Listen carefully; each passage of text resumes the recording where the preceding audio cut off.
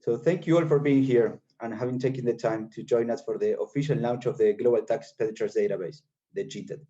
The CIAT is a joint project led by the Council on Economic Policy, CEP, and the German Development Institute, DIE, that we started to work on 3 years ago.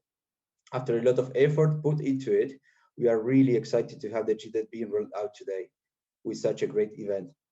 But before moving into today's agenda, let me tell you what exactly is the CIAT about. So the CIAT is the first global database providing timely and consistent information on tax expenditures, also known as tax benefits, tax breaks, tax subsidies, which are implemented by governments worldwide to promote different policy goals, such as attracting investment, boosting innovation, and fighting poverty, among many others. The CIAT is structured as a panel providing tax expenditure data for 218 jurisdictions since 1990, and we will update the database on an ongoing basis. How is the CIAT built? We input official and publicly available tax expenditure data, and these are two crucial terms. The data needs to be released by an official institution of the government and needs to be publicly available to be gathered into the CIAT. And we don't try at any rate to complement information with data from third-party sources, including, for instance, international organizations. Why is that the case? Well, first, assessing the quality and credibility of information provided by third parties can be challenging. And second, and probably more importantly for us, this is not our responsibility. We honestly believe that transparency and accountability on tax expenditure reporting should lie on governments. There is no reason for such a striking lack of transparency in the tax expenditure field, even more when, on average, governments worldwide forgo roughly 4 percentage points of GDP through the implementation of tax expenditures every year. This is a lot of taxpayers' money that needs to be correctly scrutinized. So what is the goal of the CIAT in the end? The CIAT aims to improve reporting, enhance scrutiny, and ultimately contribute to the design of effective and fair tax expenditures across the world. We believe that putting together all available tax expenditure data in a consistent way will make a substantial contribution to reach those objectives. For instance, by moving the tax expenditure topic higher up in the public policy and public debates. Against this background, today's event is not only about launching the CIAT, but also about bringing together a group of high-level policymakers and experts in the field. And the event today will be divided in 3 blocks, basically. Unfortunately, Pascal Saint-Amand couldn't make it today as originally planned, but we are equally delighted to have David Bradbury on board, giving today's keynote speech. David is the head of the Tax Policy and Statistics Division with the OECD Center for Tax Policy and Administration. So David, thanks a lot for being here today. Then we'll have 2 presentations, followed by 2 panels with great lineups. I will be presenting the main findings of the CIAT flagship report, a publication that you can find as from today on the CIAT platform, ciatat.net. My presentation will be followed by a panel on filing knowledge gaps that will be moderated by Stephanie Johnston, who's chief correspondent with Tax Notes. And after a short break, Fleur Aliou, who is a research analyst with CP2, will present the key insights of the CIAT website by giving you a quick overview of the 3 different sections that allow for data analysis on the platform. Fleur's presentation will be followed by the second and last panel of the day that will be focused on the reform of tax expenditure systems and will be moderated by Emma Agyemang, who is global tax correspondent with the Financial Times. So before moving into David's keynote speech, let me quickly go through a few housekeeping rules. Very briefly, the event will be recorded, is being recorded and will be posted online in the coming days.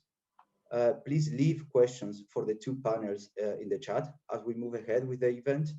We'll do our best to pick as many questions as possible during the discussions. And if you have questions regarding the CIAT presentations, we will be happy to take them up by email in the coming days. Indeed, we are delighted to see the CIAT fully functional and ready to be used. So do not hesitate to drop us an email to info@ciatat.net if you have questions or comments as you start using the CIAT in the coming days. So I will stop here. David, thanks again for being here today, and please, the floor is yours. Well, thanks very much, Augustin, and can I thank you for the invitation and the opportunity to be here for the launch of the Global Tax Expenditures Database. or GTED. I'm in awe at the creativity that we continue to demonstrate in the tax community when it comes to acronyms. Just when you think that we've exhausted all of the possibilities, there's a new one on the horizon.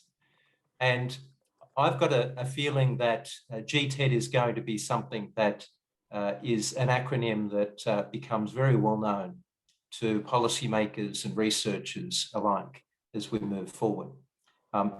In that vein, I'd like to call this my GTED talk. It's as close as I'll get to a TED talk, so nice to be able to do a GTED talk. Now, can I begin by congratulating Augustin, the Council on Economic Policies, and also, I know, Christian and the German Development Institute for the collaboration that has produced GTED. This has been a labour of love over a number of years, and I know that because I've had discussions with Augustin, and certainly Tibor in my team has also been assisting and discussing with the team, putting this together over a number of years, various aspects of the database. So what you see online today is the product of years of hard work, and I want to acknowledge that because this is producing something that I would consider to be an important public good. And it is bringing together official sources of information, but bringing them together into the one place. And that is an enormously important exercise that has been undertaken. And I know that it will stimulate policy discussion and hopefully bring about some potential reform in countries as we move forward.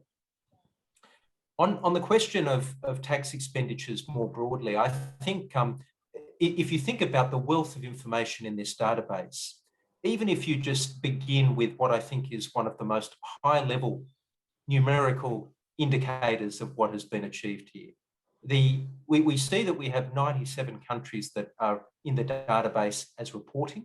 We have another 121 in there as non-reporting.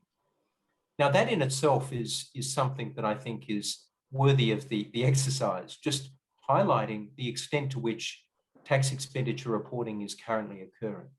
Now, as the report points out, there is a real degree of variability across countries in terms of the way in which they report.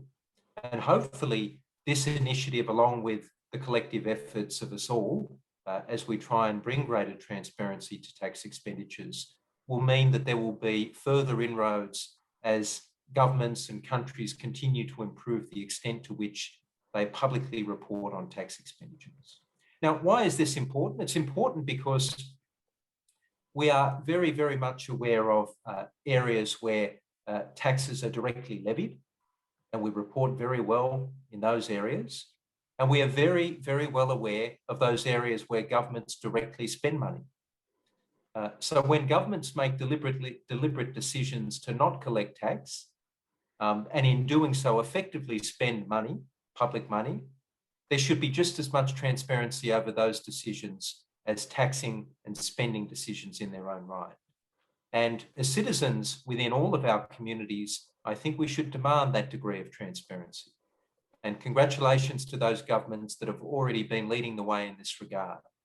But as I said earlier, and as the report clearly notes, tax expenditure reporting on its own is not necessarily enough. We want high quality tax expenditure reporting, and hopefully that will be a product of this greater transparency. And I know that, that the founders of GTED are also very keen to continue to use this as a tool to bring greater transparency as we move forward. So congratulations on your efforts, and I think this is going to be a tremendous resource that many people will be using. And I know certainly our team here at the OECD will be very keen to use that as well. One thing I think that does come through in the discussions and in the flagship report is that we need to be mindful of some of the limitations of what an exercise like this can bring. And I think that this is very transparently brought forward in the report itself and also presented in terms of the database. The way in which a benchmark is determined and tax expenditures are then assessed can vary from country to country, can vary from context to context. And that's why simply comparing reported data from one jurisdiction to the next may not necessarily give an apples with apples comparison. And I think that this is something that's very clearly and transparently brought forward in the discussion that GTED is launching with the launch of the website and the flagship report today.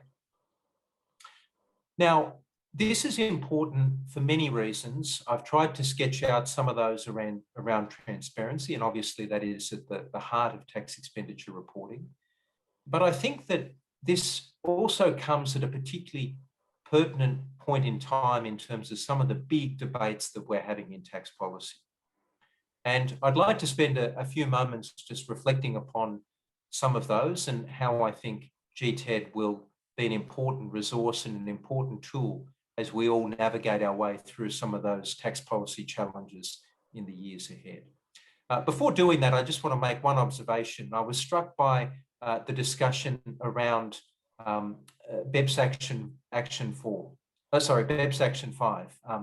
and the patent box discussion, and how we see that even though there is widespread reporting through the peer review process that the inclusive framework is undertaking of the various regimes that are in place, when we compare the regimes that have been identified through that process with the regimes that are reflected in the publicly available tax expenditure reporting data, we see a mismatch between the two. And to me, that's also just great evidence that there needs to be further improvements in tax expenditure reporting as we move forward. So that was, I thought, another important thing that just sort of jumped out at me as I was reading through the material. Now, in terms of the big debates that we're currently engaged in and what that means moving forward, I think obviously, and the reason Pascal's not here today is we are in a very important stage of the ongoing negotiations of the inclusive framework on BEPS as part of the work to address the tax challenges of the digitalisation of the economy with Pillars 1 and Pillar 2. And obviously Pillar 2 and the notion of a minimum tax, a global minimum tax, is something that almost by definition is going to bring a sharper and greater focus into the way in which countries might be using their tax policy in order to attract investment. Tax expenditures and being able to have a very good and thorough and comprehensive look at what countries are doing, I think is going to be an important byproduct of the ongoing reform process, that people will be inspired to look more deeply and more closely at exactly what is going on from jurisdiction to jurisdiction. So I think in that context, it is important that we have tools such as GTED that are bringing greater focus to the importance of ensuring transparency around what governments are doing. So I think that this is going to be a particularly important area in the context of Pillar 2. If Pillar 2 is agreed and then ultimately implemented, then I think this will certainly have very strong and important connections to that work. Another area that I wanted to mention is we're all operating remotely, and who knows whether we'll continue to operate in the ultra digitalized formats that we've been engaging in through the pandemic, but we're doing that because we're still going through a pandemic. And as we all know, as people with an interest in tax policy and the affairs of government generally, we know that there are going to be some big long-term challenges in terms of tax policy for governments as they deal with COVID, but more importantly, the aftermath of COVID and government responses through this period of the pandemic. The pressures on public finances, the importance of ensuring adequate investments in long-term public goods like health and education, infrastructure. These are all going to mean that there will be more and more scrutiny on the budget position of various governments in terms of how money is being spent, but also in terms of how taxes are being raised. And I think that tax expenditure reporting is a really fundamental tool when it comes to assessing tax policy changes moving forward. And I think, and I can share this experience, I think, as someone that was formerly in government as a minister. Often whenever there is pressure on government to be finding either areas to cut expenditure or areas to raise taxes, one of the very first places that ministers will ask their advisors to go is to tax expenditure reports, because tax expenditure reports are one place where you can see where conscious public policy decisions have been taken to not collect tax. And often that is a really important place to start a discussion in terms of thinking about decisions that have to be taken. And in fact, in much of the work that we've been doing over a number of years in the area of capital taxation, particularly at the personal level, we have been advocating that this is a really important place for governments to start, is where existing tax expenditures are in place. And often those tax expenditures provide a disproportionate benefit to high-income individuals or high-income households, or even high wealth-holding individuals and households. So in the context of trying to make difficult budgetary decisions, also with an eye on the broader questions around inequality that many of our societies are facing, looking at tax expenditures as a starting place for future tax reform, I think, is a no-brainer. It's an important place to start. It's not the place to start and end, but it is an important place to start. And I'm sure that a greater focus on tax expenditures and their reporting, as GTED is doing, will hopefully feed and inform future government policy decisions. At this point, I might just share some experience of the work that we've been doing at the OECD. Over the last year or two, a number of countries have specifically come to us and have asked for support in assessing and determining whether or not the tax expenditure frameworks that they have in place continue to be fit for purpose. I can think of a number of countries, Colombia, Chile, where we have done specific work. In the case of Chile, also with the IMF, and that has been important work that has directly supported governments as they seek to make difficult public finance decisions. One additional area that I'd like to put a little bit of focus on is in the area of addressing climate change. And there are many tax questions that arise in the context of climate change, not just in the context of carbon pricing, albeit that being an important part of the story. But fossil fuel subsidies, for example, are a really important area to be considering. And often they are delivered through the tax system. So tax expenditure reporting is also, I think, really critical as we consider how tax policy and other public finance instruments are going to be deployed as we tackle what is going to be a really fundamental challenge for us as a race, as a human race. The future of our planet is at stake, and being able to deploy the policy instruments at our disposal to full effect is not going to be something that we can mess around about. We have to get on with it. We have to do it as quickly and as efficiently as possible. And I am certain that more transparency around tax expenditures, particularly as they relate to fossil fuel subsidies, is going to support our efforts as we try and move towards public policies that will allow us to address some of these challenges and mitigate the effects of climate change and reduce our greenhouse gas emissions. So they are just a handful of areas where I think GTED and a greater focus on transparency around tax expenditure reporting is going to be important.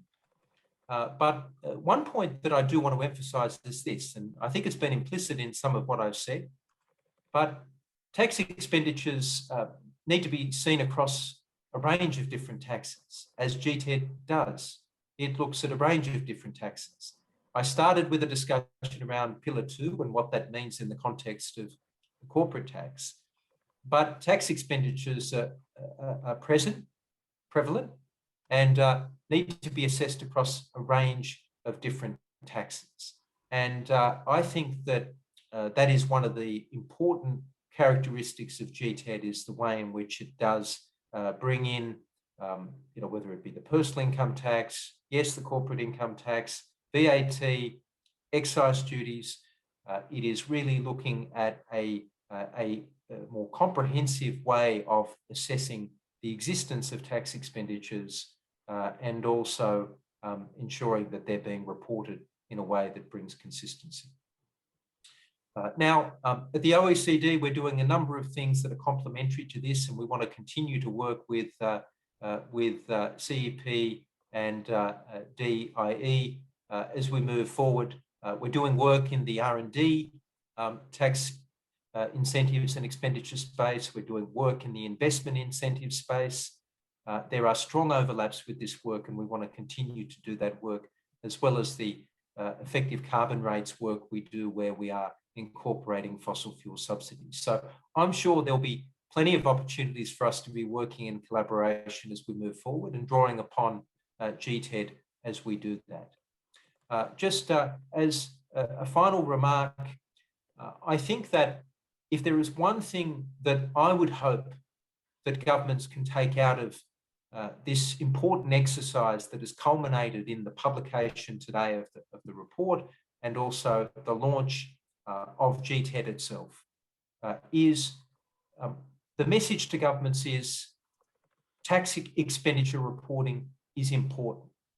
It's an important way of ensuring accountability to your communities, to the people that pay taxes, and the people who rely upon governments to deliver public goods and services.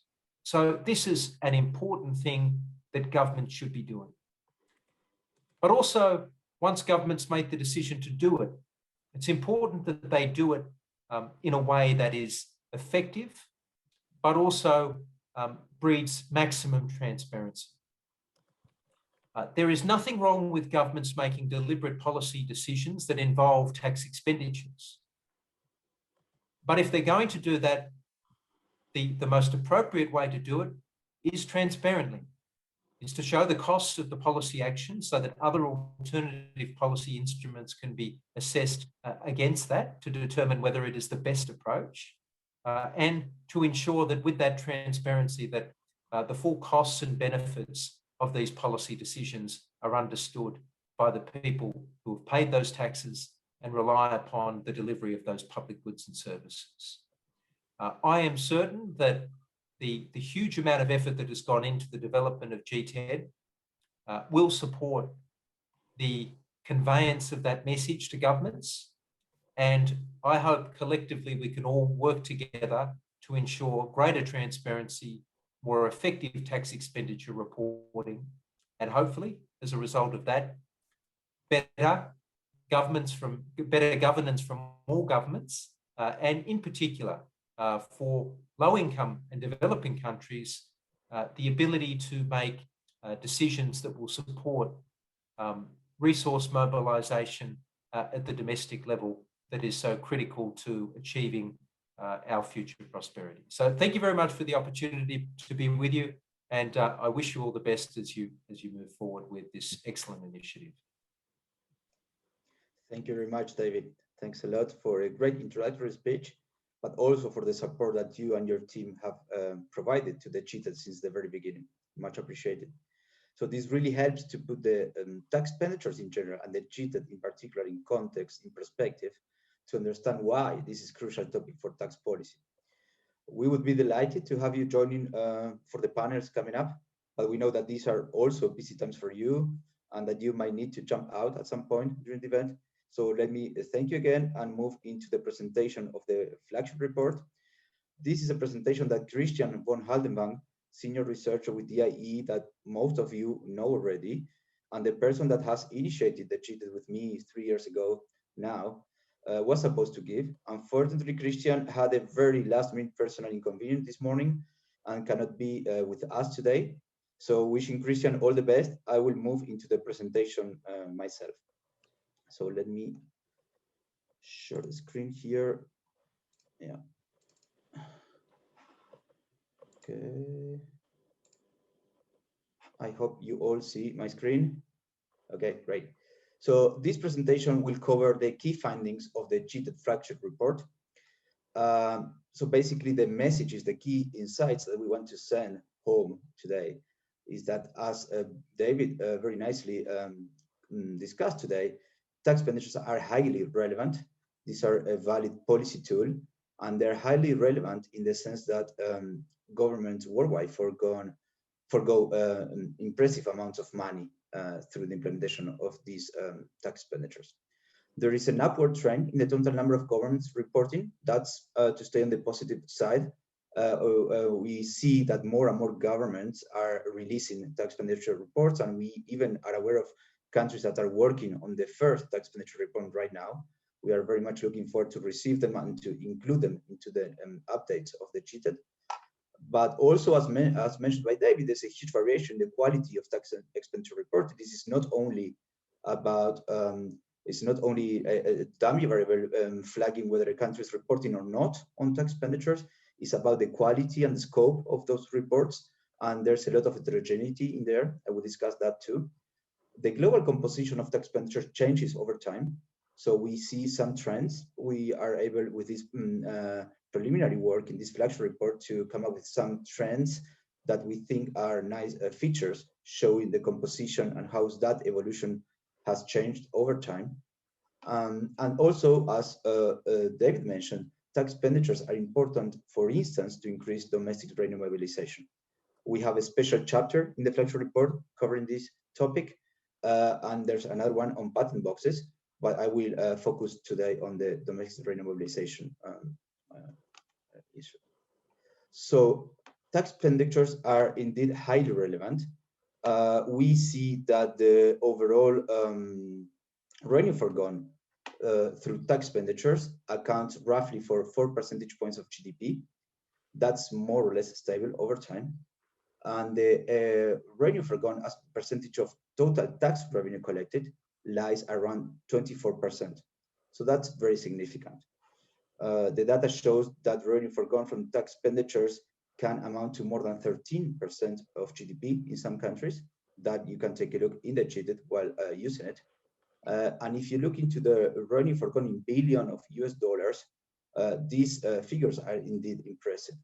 For the latest available years for which we have a complete or almost complete series, that's 2017, 2018, more than $3.5 trillion a year are forgone through the implementation of tax expenditures. So that's quite a lot of money, clearly. The lag of in some governments, the lag in the time of releasing the tax expenditure report makes impossible to have a complete series for 2020, for instance, but we hope that the reports will still coming in, and we will be able to complete this series moving forward. So these numbers, although impressive per se, are very likely to underestimate the real picture. This is a message that we need to be clear on while reading the flagship report, the companion paper, and using the cheated. And why is that the case? Well, these figures are based on countries that report, that provide data only. The 121 countries that are not reporting tax expenditures at all, obviously are not being shown here, right? So when you see in the absolute numbers here in revenue forgone in billions, in the ideal world, when we will get all the tax expenditure data of the missing countries, these figures will be significantly higher, obviously. Even those countries that report often underreport the revenue forgone through tax expenditures. Just to give you a concrete example, more than 26% of all provision level entries in the cheated do not provide a revenue forgone estimate. What happens is that some countries provide a list of tax expenditure provisions, but only link a fiscal cost or revenue forgone estimate to a subset of those provisions. So at any rate, this picture here represents the real picture of revenue forgone across the world. The second message that we want to send today is a positive one and regards the upward trend in reporting. So as David mentioned, tax transparency in the tax expenditure area is crucial. And we see that since the early times in 1990, when we started gathering the data, the number of countries has been increasing steadily over years. So we started with less than 5 countries reporting in 1990, up to more than 85 or 85 actually in 2016. So that's a positive sign, we would say. The number of countries is reporting on expenditures is increasing steadily over time, and we hope to see many more coming. The third message that I would like to give you today it regards the variation in the quality of reporting. Again, that's crucial. And we are very generous in what we consider a tax expenditure report. Tax expenditure reports in the CIAT, including the CIAT, cover a large variety of public documents, ranging from annual comprehensive reports on tax expenditures that are part of government's budget documentation. That's the ideal word. Unfortunately, it's not always the case. Sometimes we just get one PDF chart with a few estimates.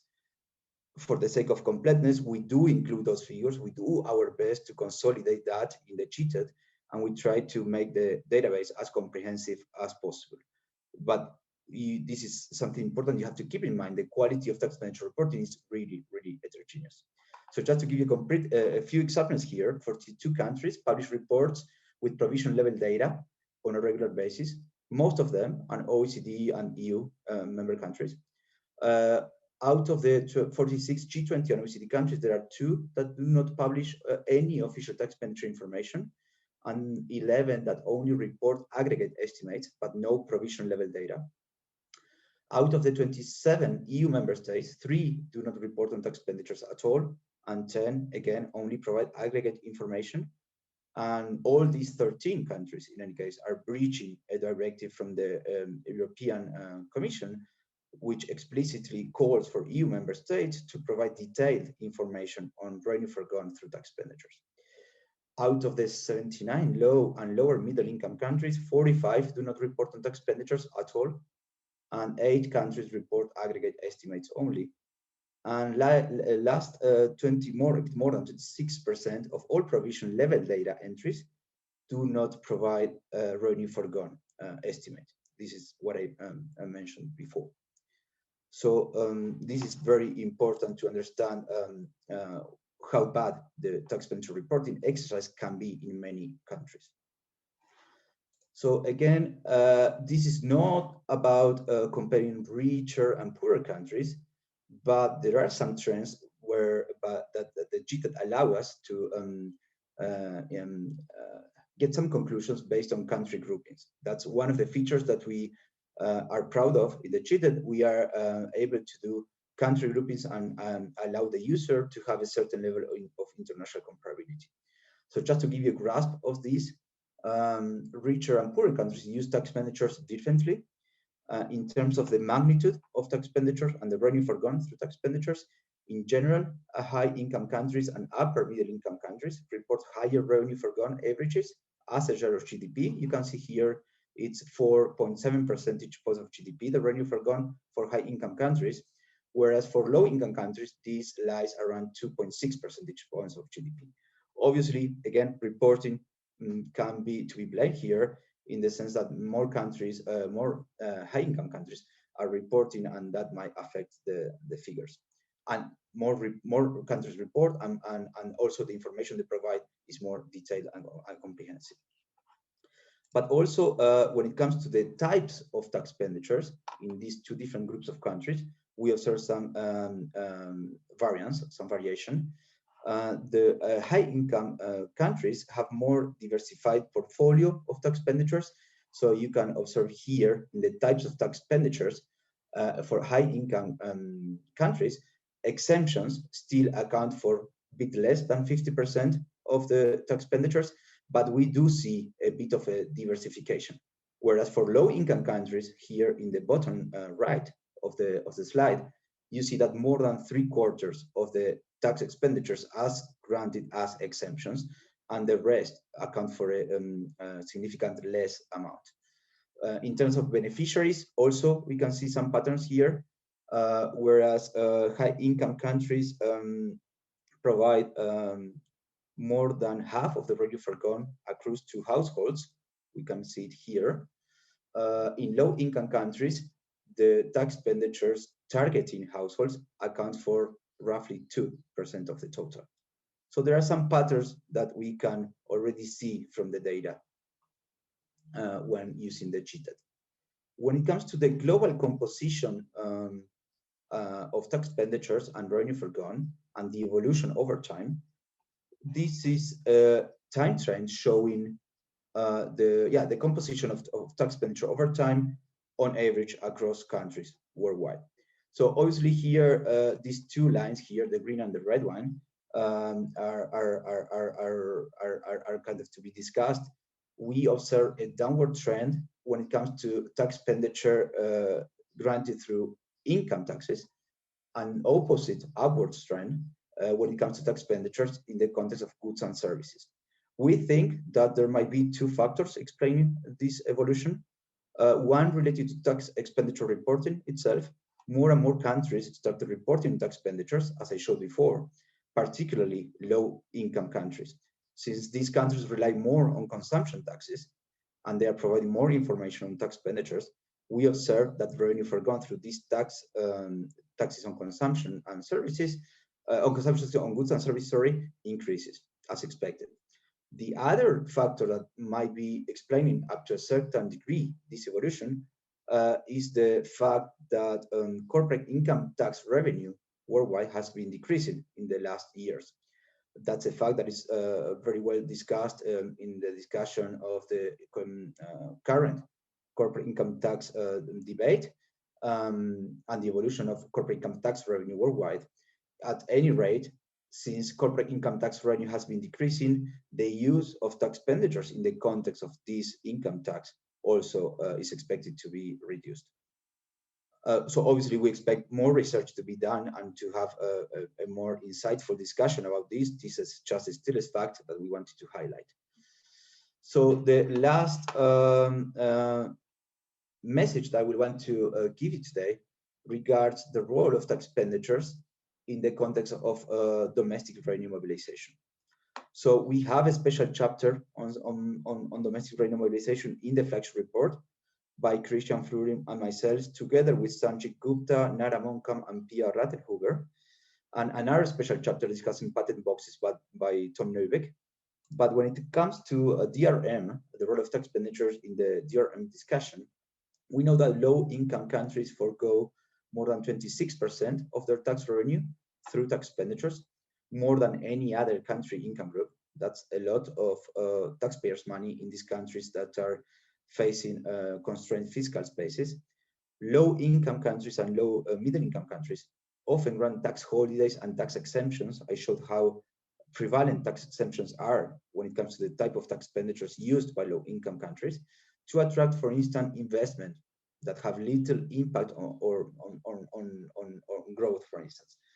The World Bank colleagues have been doing, for instance, Sebastian James, who's part of our advisory group, have been doing a lot of work on trying to assess, for instance, the redundancy ratios of tax incentives for investment. In some countries, and based on surveys, these redundancy ratios, meaning the share of investment that would have taken place anyhow without the tax expenditure in place, can be as high as 90%. So yet, these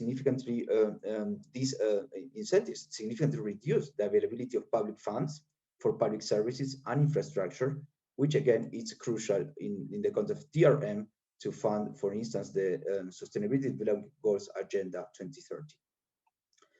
So the reform of tax expenditures should be seen as a low-hanging fruit for developing countries in order to increase the mobilization of domestic resources, particularly those coming from taxes.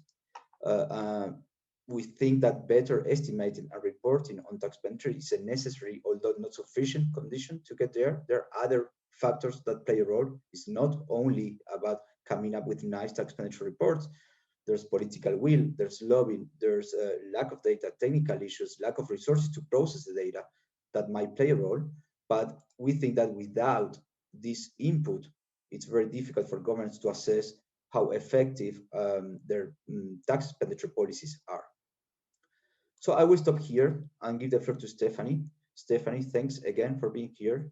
And I'm very much looking forward to the first panel. So the floor is yours. Thanks very much, Augustine, for that great presentation. And congratulations again for the launch of a very important tool. And thank you again for inviting me to moderate this excellent panel. As Augustine mentioned, my name is Stephanie Sung Johnston. I'm the chief correspondent at Tax Notes Today International. And as a journalist, I am aware, I'm very well aware of the importance of closing knowledge gaps, especially on deadline. Which is why I'm very pleased to introduce my panelists who will talk about this very topic about knowledge gaps. What is missing from the conversation on tax expenditures and how can governments fill them? So I'd like to introduce my panelists, Alexander Klemm, Division Chief, Tax Policy Division at the IMF. Welcome. We've also got Santiago Diaz de Sarralde. He's a research director for the Inter-American Center for Tax Administrations, a CIAT. And Nara Monkam, who is the research director of the African Tax Administration Forum, or ATAF. Welcome, everybody. Thank you so much for joining us today.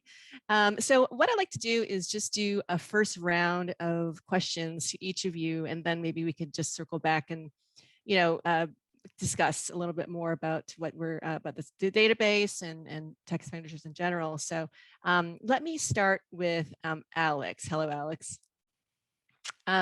So let me start off with asking you, how will the IMF use this data and the information provided by the GTED in its bilateral and multilateral activities? Yeah, thanks very much, Stephanie. That's a very good question. I think these data will be invaluable for us and many other users of these data.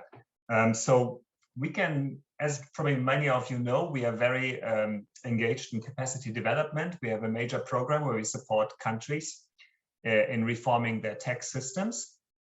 And a lot of that usually starts with collecting data and doing comparisons across countries. And this is where this report will be a key ingredient.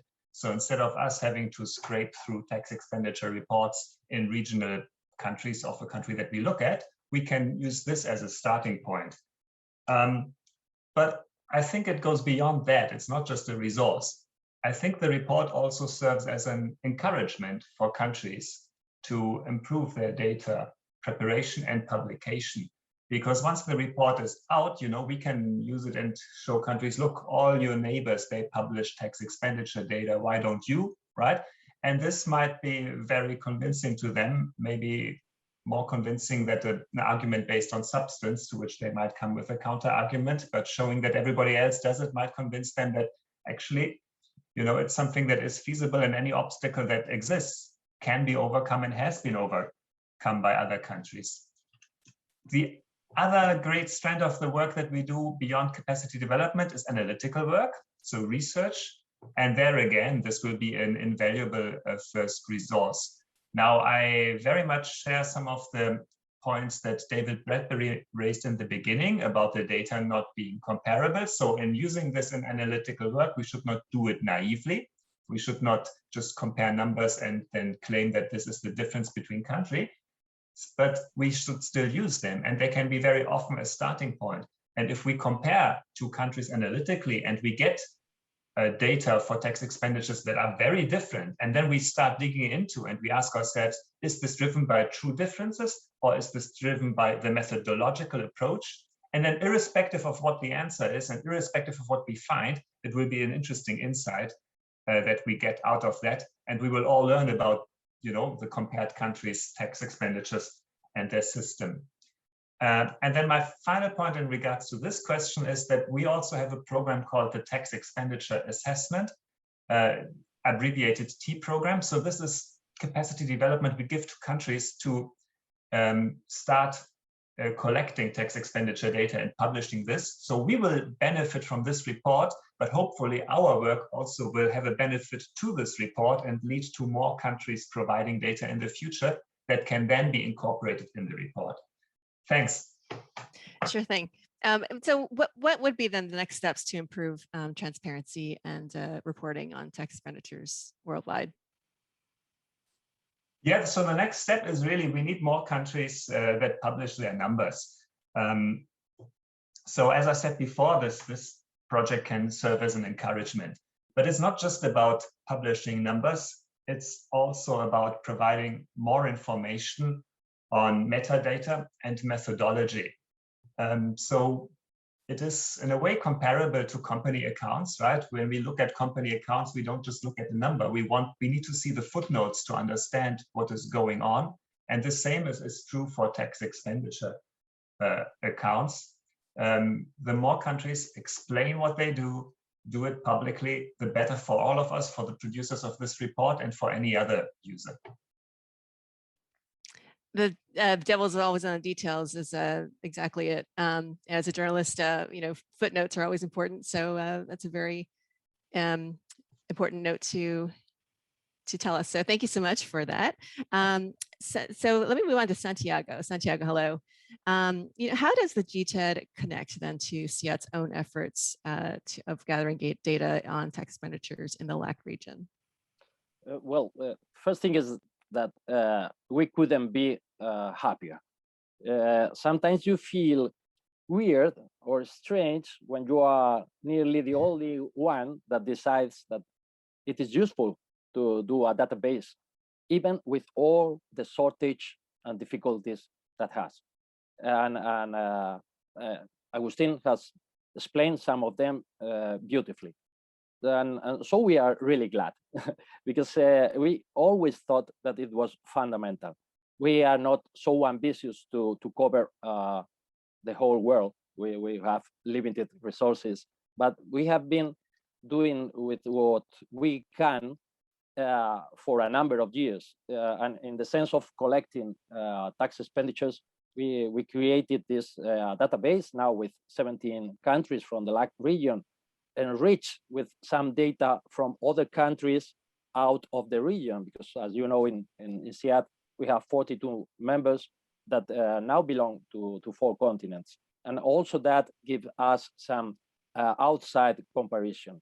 And in this sense, we would like to think that the connection is also in inspiring that it is possible and it is useful. And as we can discuss later, I think that in the LAC region, it has been really useful. We will find, and you, Agustin and Christian, will face a lot of questions like the ones that are already arriving. How do you classify this? Why do you think that this is a tax expenditure and this is not? And but these data are not comparable.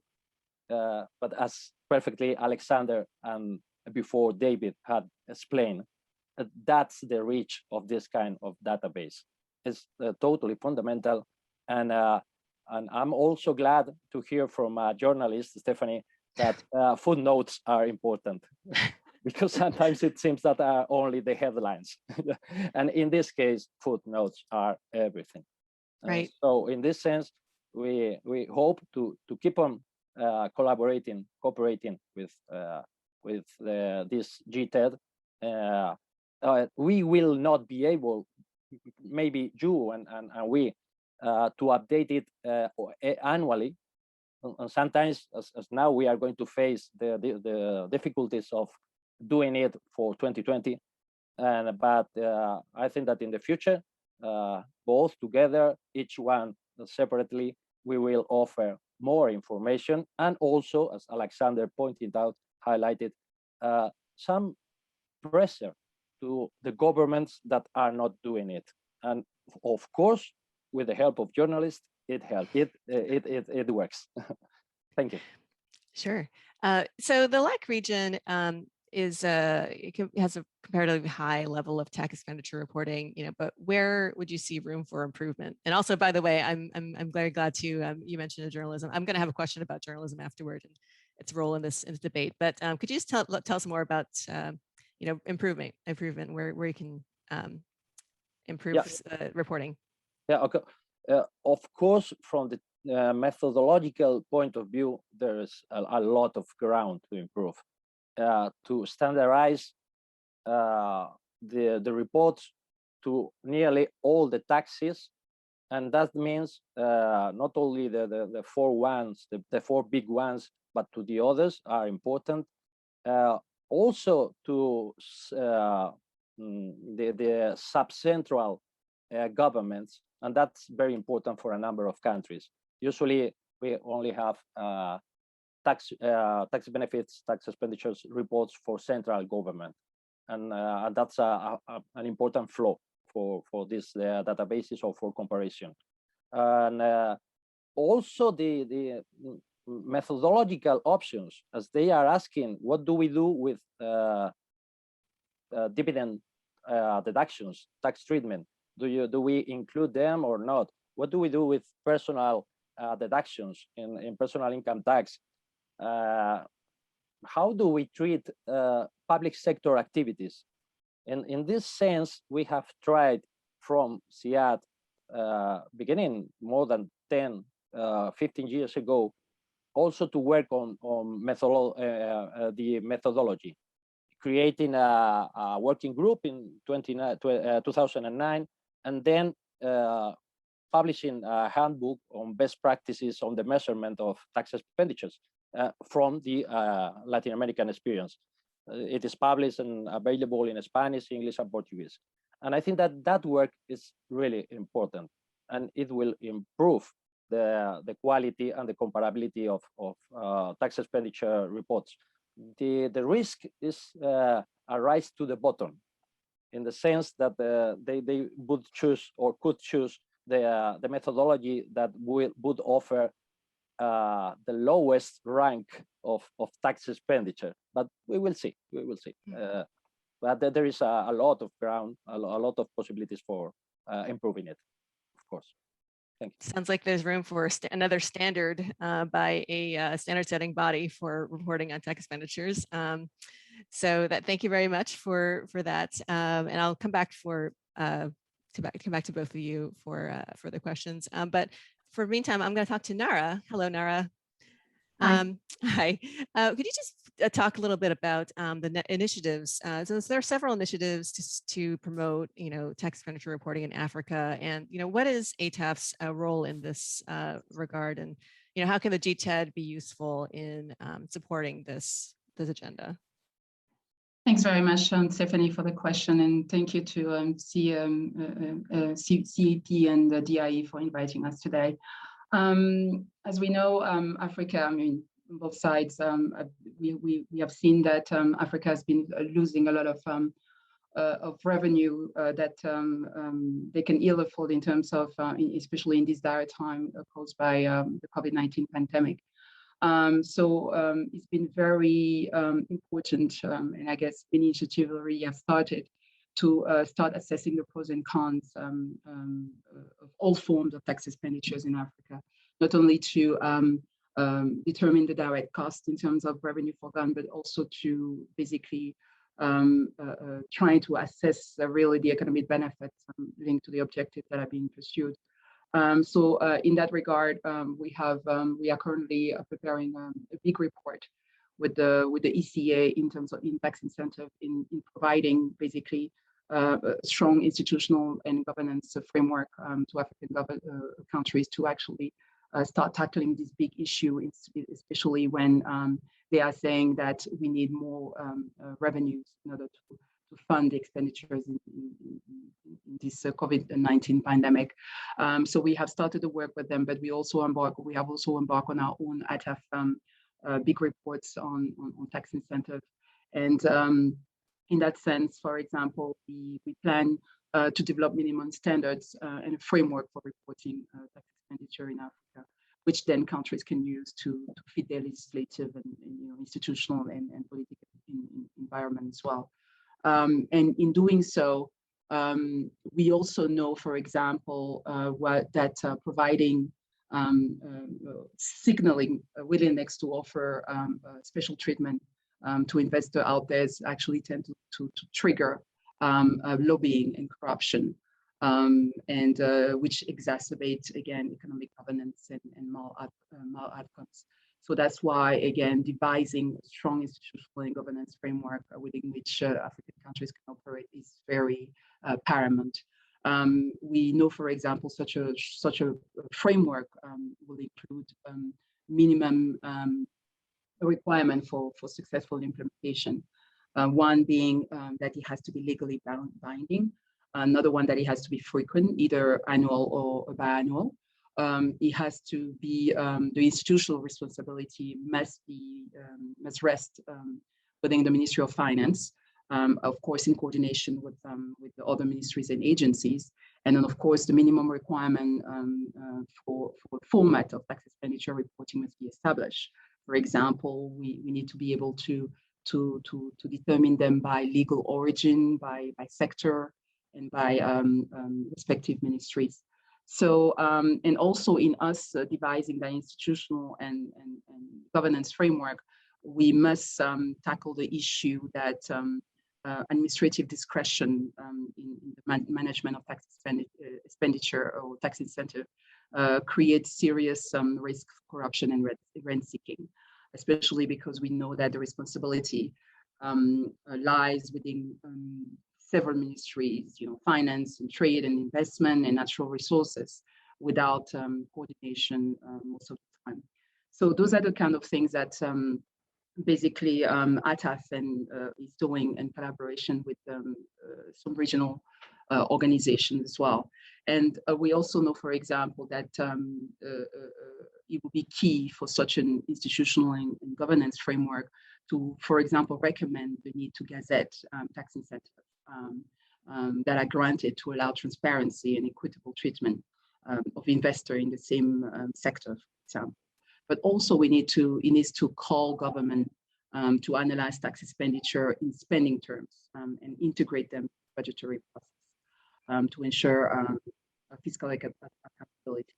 So that's why DTEC can really play a big role here in collaboration.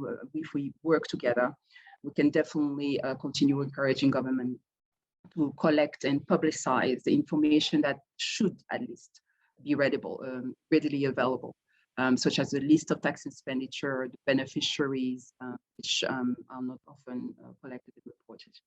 Thank you. When is that report, the ATAF report, coming out? Just curious. So we're planning to make bigger inroads in that report this year. Actually, the EAC report part that which is basically done jointly with ATAF is going to come out this year, but our own, because it's going to be based on a big quantitative analysis and data collection as well, might be available in 2022. Okay, great. Thank you. And so I have another question for you, and this is actually another question that Alex and Santiago, you can also weigh in afterward. But tax expenditures in one country can have important repercussions on other countries, such as patent boxes, which David mentioned in his remarks. What needs then to be done to close this knowledge gap regarding international aspects of tax expenditure use? Coordination is key in that sense, because we see the consequence of that is raised to the bottom, where the decision in one country can literally affect the others as well in terms of attracting investment. Although we know that in attracting foreign and local investment, we know that taxation is not, or tax incentive is not often the priority. Investment are looking for a safe environment. They're looking for labor, financially available or not too expensive labor, as well as clear infrastructure. So in that sense, I think the availability information and coordination again in the region is also very important to make sure that the knowledge gap basically is tackled. And again, that's the role that the DTED in collaboration with regional institutions on the continent actually play. Thank you. Okay, thank you. Alex and Santiago, do you have any thoughts about the question? I'm happy to weigh in on this. Yeah, I think it's a very good question and a very relevant issue, because indeed there's a huge direct link then between international tax issues and tax expenditures. And so as many of us know, currently David Bradbury is in the middle of this. There are discussions about the new international tax system. and they include things like international minimum taxes, which will interact possibly quite strongly with things like patent boxes that you mentioned. And that actually shows again how good it is for countries to have collected data on these things, because the better the data are that countries have collected, the better they are in a position to then try to assess the impact of these international tax changes on their regimes. So once everything has been settled and all the remaining questions on how exactly the out and inbound minimum taxes will work are there, those countries will then be able to figure out the cost to them of the changes, and they will be in a better position to know how to react to that and improve their tax system to be to be either in compliance or to remain appropriate under the new circumstances. Thanks. Yeah, good point. Well, I think that nearly everything has been said by Nara and Alexander, but only to add some things. Of course, international cooperation is the key, and we can see that it works in the integration processes like the European Union that has gone further. In the European Union, with some difficulties, it works. If some of the countries is trying to attract foreign investment in a way that it's not equal for all European countries, it is forbidden. But it doesn't work when the countries are not so integrated, or it is slower. And in that case, there is another way to promote limiting that kind of tax expenditure, and is to research and investigate, assess the real efficiency of that kind of tax expenditures, because a lot of times they don't get the results that they are supposed to get, and so going deeper into the methodologies to evaluate the efficiency is a key. Thank you. And it's just thank you very much for that. So in the context of the Pillar 2 discussion, then we've sort of talked about it a little bit, but how have countries come to you, to all three of you, and just have they started thinking about what tax expenditures will mean in the context of Pillar 2 specifically, and what are they saying? Anybody like to tackle that? Yes, Steph, not sure who you want to start, but I'm happy to have a first go. I think, yes, every country is extremely interested in that, but the reason I will be guarded in my response here is that we still don't exactly know how the minimum tax will work. There are discussions on what carve-outs to have, whether or not to have carve-outs. All of these things will be absolutely crucial for analyzing the impact on tax expenditures. Maybe what I would certainly be comfortable saying at a general level is that obviously there should not be carve-out for all tax expenditures, otherwise the minimum tax would not have any achievement. So if it has any, they should be quite limited, and then we can see the impact. Thank you. And Stephanie, on our side, I will say that we have started working actually with our members in starting to quantify. Trying to put some numbers in the assessment of the impact of Pillar 2, and in order for us to continue supporting now with fact in hand our position at the inclusive framework. So we continue the work on that, and hopefully in the next 2 months we might have something solid to propose to actually support our African position on that. Thank you. Great. That's what I can say at this stage. Excellent. We'll keep an eye out for that. Well, I can say that usually we only focus on tax administration issues, no, because this one is so complicated. And anything that I could say, it would be more a personal opinion.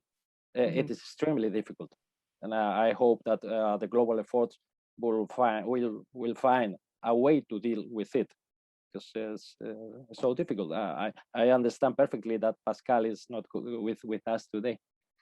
Yeah, Well, that is a pillar 2, pillar 1, big knowledge gap there. I'm sure we'll hear a lot more about that in the coming weeks. So let's talk about a little bit about just taking it back a step back and thinking about, I guess as a journalist, I'm thinking why hasn't there been a lot of transparency about tax expenditures in the first place? I know that Santiago, you're talking a little bit about being a little weird about having to countries standing alone and saying, hey, this is what we've got.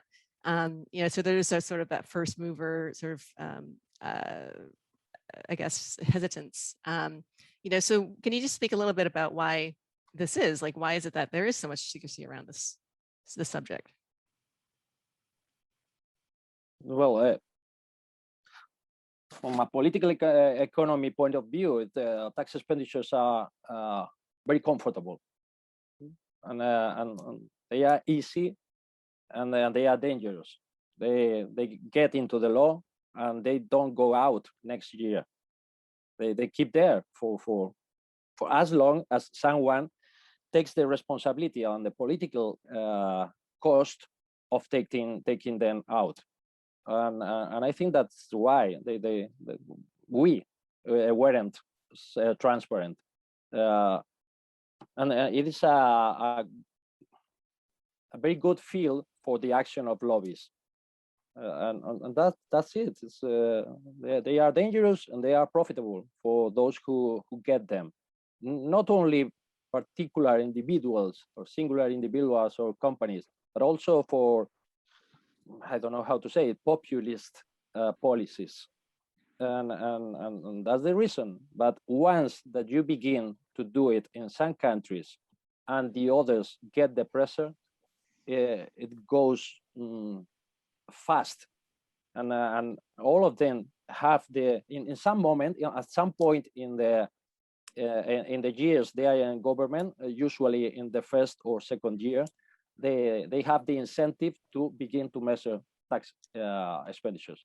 And once you begin, it's more difficult to stop. So you have to take advantage of this window of opportunity. For example, in the LAC region, in the last century, only Brazil report tax expenditure. He was the pioneer. But in the last 20 years, we have grown a lot. And I think that it's a region that, with all the limits in the real assessment of the tax expenditures, is a region where a lot of countries, most of them, are offering some kind of tax expenditure report. Thank you. Thanks. I will add to what Santiago said by saying that sometimes the opacity is convenient for political expediency, as he mentioned, but also it's a great tool for lobbying. And of course, unfortunately, corruption, although we have seen that tax expenditure is not all bad, but we have seen the bad end of it, that the opacity allows the possibility to government to basically play with lobbying and of course corruption. For example, giving the opportunity to one key player in a sector, for example, to lobby hard or corrupt or bribe, and then create unfair treatment in the same sector across, within the same sector. Unfortunately, that's also one reason that the fact that there's lack of transparency basically allows you to have room to maneuver. True. So sunlight is the best disinfectant, I guess, in this case. So it's just maybe kind of a silly question. So as when I first started this job, I really didn't know what it meant, like most reports, media reports will refer to these as tax breaks or, sweetheart deals or whatever, they have different terms for these kinds of breaks or these kinds of incentives or tax incentives. What is the proper term? Like, what would you prefer that the media use in terms of when we're talking about tax expenditures? It seems like there's a variation of terms to use. Is it imprecise to call them tax breaks? Really? What do you guys think? I'm happy to start again on this. So I really like the term tax expenditure.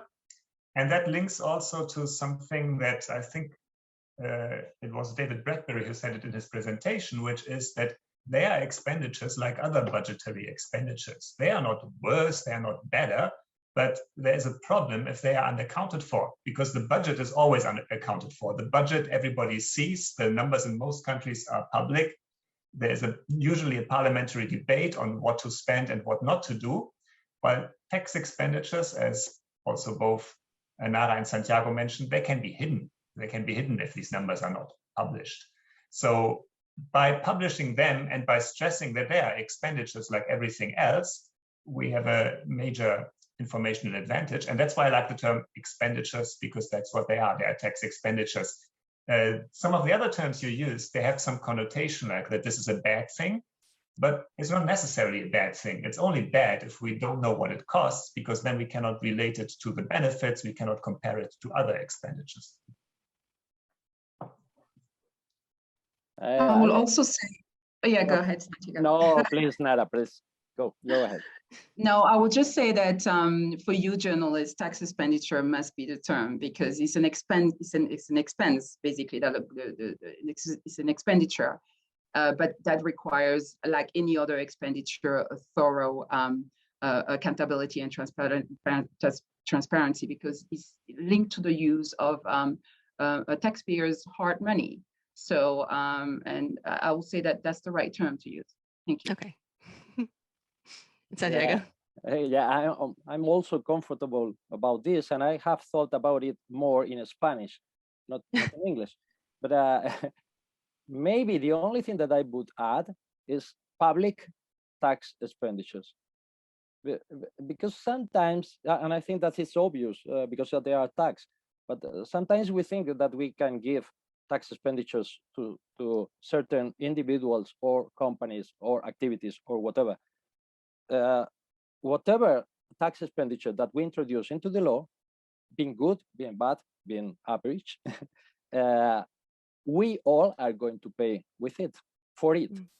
If we introduce a tax expenditure, we have to raise the tax rates or whatever to maintain the same tax revenue. And I have read in the question and answers that they say to me, tax expenditures, dangerous, really? You mean it?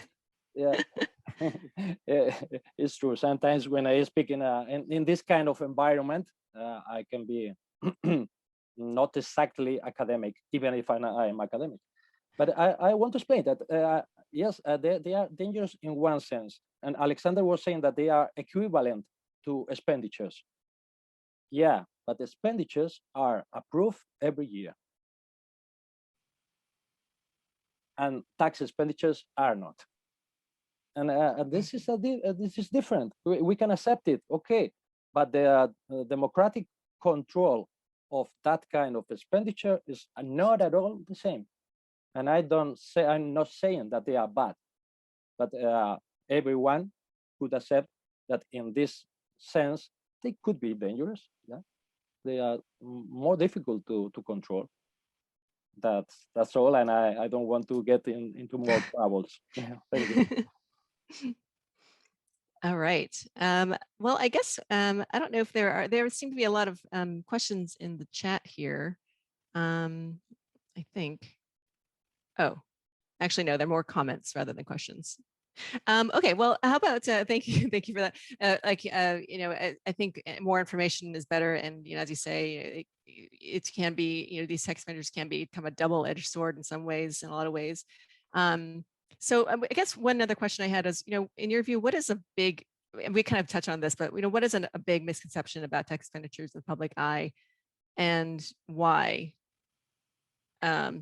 Is there like a big misconception that you'd like to correct besides that it's dangerous? Maybe I'll start. I will say that what we see and what we think is that tax expenditure is an emotional topic. It shouldn't be. It's so politically charged. It's so emotionally charged in most of our countries. If we stick with facts, we stick with data collection and analysis and cost-benefit analysis and quantifying the tax expenditure it should actually remain a very basic debate. Of course, we will see pros and cons depending on the analysis of benefits in the various countries, depending on, again, institutional, or legislative, or administrative framework. But we should then just reduce the debate to facts around this topic. And for that, of course, we need to be able to lift up the opacity around the topic and allow for transparency and allow for accountability. And it will be a clear topic and a clear tool in the hands of policymakers in attracting investment while maximizing domestic mobilization in our countries. Thank you. Yeah, thank you. Good points. Yeah. I guess I never thought of it as being sort of emotional or personal kind of debate, but no, I think that's just, as a, in my reporting, it's sort of hard to separate out so much of this is driven by politics and by, feelings rather than actual facts. So good points. Yeah. Alex? Yeah, I'd like to add something, a kind of slightly different, but also quite common misconception, which is that sometimes people think or argue that data are not available. And that is sometimes true. But I have seen countries where data are available and they are still not being used. And this is because either they're not being shared. So for example, the Revenue Authority might have data, but it's not their mandate to produce tax expenditure budgets. So they don't find it necessary to share these data with whoever produces those tax expenditure budgets, or they claim that there are confidentiality reasons, which might be true, but they usually can be overcome. You can aggregate things. So it's often not the real reason.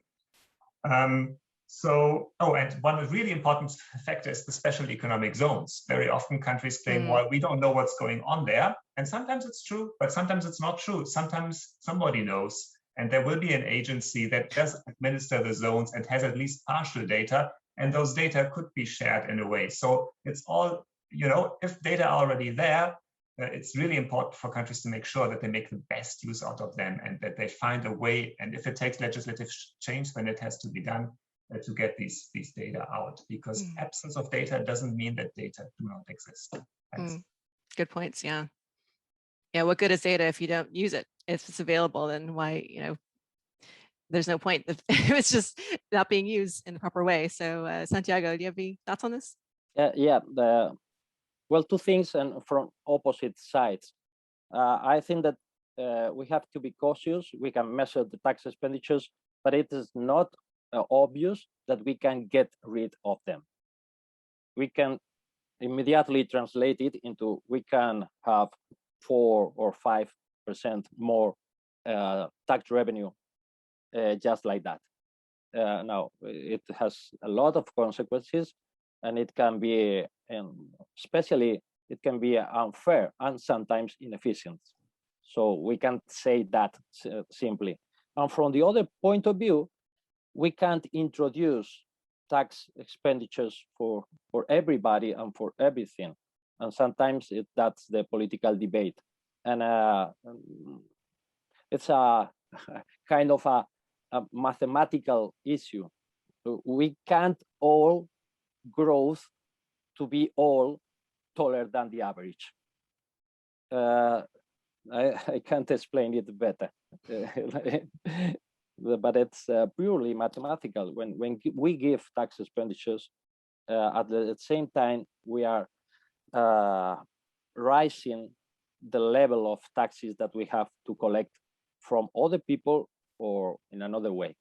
Of course, it's always talking from an status quo. If you are at the same time proposing to reduce tax expenditure, it's okay. If you are waiting for a economic response, Laffer style, it could be, I don't know, but from a status quo, that's simply that.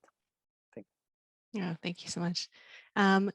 Well, we are coming down to the end of our panel, but I think we, Augustine, should we have one more question? Well, we do have one question, I guess, from the panel, from the Q&A that's coming in from Laura Seelkopf. Do the other panelists agree that it is a good thing to keep tax expenditure technical, rather than make it a political debate, of course, based on facts, including this great new database. Anyone want to answer? Yeah, sure. Okay. So I think we need both, right? We need a technical side, and that is the production of the numbers. And that should be really technocratic, based on clear criteria that are published, that are determined based on a very technical discussion. Where you should have a political discussion is then once you have the data, because once you have the data, you have the tools to make the political discussion. And that will be a better discussion if it's based on fact, even if it's driven by political views. Data first and debate later. Sorry. Actually, there's room for both, definitely, because there are some instances where a political decision will be required in order to create a certain economic environment in a country, or create to bring a certain type of investment in a country. So definitely, politically, it can be a great political tool, actually, but then it has to be again associated with data, with evaluation, with a date limit, because certain tax expenditure are set to perpetuity in some countries. So as long as we have the facts, as long as we have the assessment, as long as we have a date limit to it, a clear monitoring and evaluation, definitely both are possible, and they actually should be. Thank you. Thank you. Santiago. I completely agree with Alexander and Nara, and with you, Stephanie. I will use that sentence: data first, debate later. It's okay. But, thank you so much. And with that, I guess we are up. Our time is up here. Thank you again for this great discussion. It's been very fascinating, and I'm glad that we all got to talk about this very important topic. So hopefully we can talk about it in the future. So now we have a bit of a break. We will reconvene here at 4:30 Brussels time, which is, I guess, 10:30, or sorry, is it 10:30? My time? Yes. So we will be back in about 7 minutes. So thank you again, and best of luck to you all. Thank you, Stephanie, for leading us in this discussion. Thank you. Sure. Thank you. Okay, so welcome back. I hope you had time to grab a coffee, and we would have loved to meet in person to grab that coffee together. But these are crazy times, as we all know, and we need to adapt to the current situation. So let us keep going with the webinar and jump directly into the third block of today's event, where Florim Aliu, who is a research analyst with the Council on Economic Policies and has done a great job leading the team of consultants and research analysts gathering the data and building up the database. He will walk you through the GTED.net platform. So Florim, the floor is yours. Thank you, Agustin. The screen sharing is disabled, unfortunately. Sorry for that. Hello, everyone. I hope you can see my screen. Please, yeah, that's good. All right, so we've been talking so far for the last 1.5 hours about the GTED and the database, and we haven't shown it to you yet. So now it's my turn to do that and to introduce you to our database and its platform. So welcome to gted.net. You can access this website by searching for gted.net on any browser, and you'll get this view. The view that I'm showing you currently is that of the homepage, where we first provide some background information about the project here and its goals, as well as a video describing that in more detail. And I really urge you to watch this video because we're very proud of it and it's very nice. So please do that if you have 2 minutes to spare. Also in the homepage, you'll see some of the main findings and some of the main figures that came out of the GTED. The number of countries reporting data, the number of non-reporters that we can confidently confirm, as well as the number of provisions that we gathered, which is quite a big number, over almost 21,000, the total years reported cumulative by all countries, as well as the years covered. As Agustin mentioned earlier, the period that we cover is from 1990 to now, so that adds to 31 years. Before I go further down into the homepage to show you some of its section, I just wanted to quickly run through the other pages of this website. In the About section here, you will learn more information about the project, our partners, as well as you'll find contact information to contact us. In the News section, we provide GTED related news, but also news related to tax expenditures in general. And if you have anything that you think may be relevant for us to share there, please email us and we'll share it, and we'll work with you to share it there. In the publication section, we've already mentioned the flagship report and the companion paper. Those have already been posted there, but there will also be forthcoming publications that we will post on this section of the website. And the methodology section discusses or summarizes the methodology that we use to create the GTED. And of course, more detailed information on that will be found on the companion paper. And it has most of the details, all of the details that you need to know on how we constructed this database. And the two more exciting sections, to which I'll get in a bit, the country profiles and the data sections, are where you can analyze and visualize the data. But before I move there, I will scroll down the homepage just to show you this map where you can see two things. One, the reporting countries, and you can see how the world is split in terms of reporting and non-reporting. But crucially, the map is visualized by showing the percentage of GDP, the revenue foregone as a percentage of GDP by country for the latest available year. And this view can change to include tax revenue, revenue foregone as a percentage of tax revenue, as number of provisions, as number of years reported, etc. So this just gives you a basic overview of the data that we collected and some of the main findings again. And scrolling further down on the website, you'll see information about the products and services, the services that GTED has to offer. Without further ado, I'll move now to what I consider the exciting part, the analytics part. I'll first start with country profiles, where just to show you an example of a country that reports detailed data, and to show you that detailed reporting is not just a function of income, I'll select Morocco. Here in this page, on the left side, first you'll see the name of the country, of course, some background information such as the currency, the region, and the country income group Morocco is a part of and has, as well as information about TE reporting from Morocco. So you can see that Morocco started reporting in 2003. It has reported data for 18 years since. It provides provision level data. And what we mean by that is that it provides data at the actual legal provision level that calls for tax expenditure. And of course, not all countries provide data at this detail, and that is reflected in the other country profiles. The other thing you'll see is that the regularity of reporting from Morocco, and Morocco has been regularly reporting data.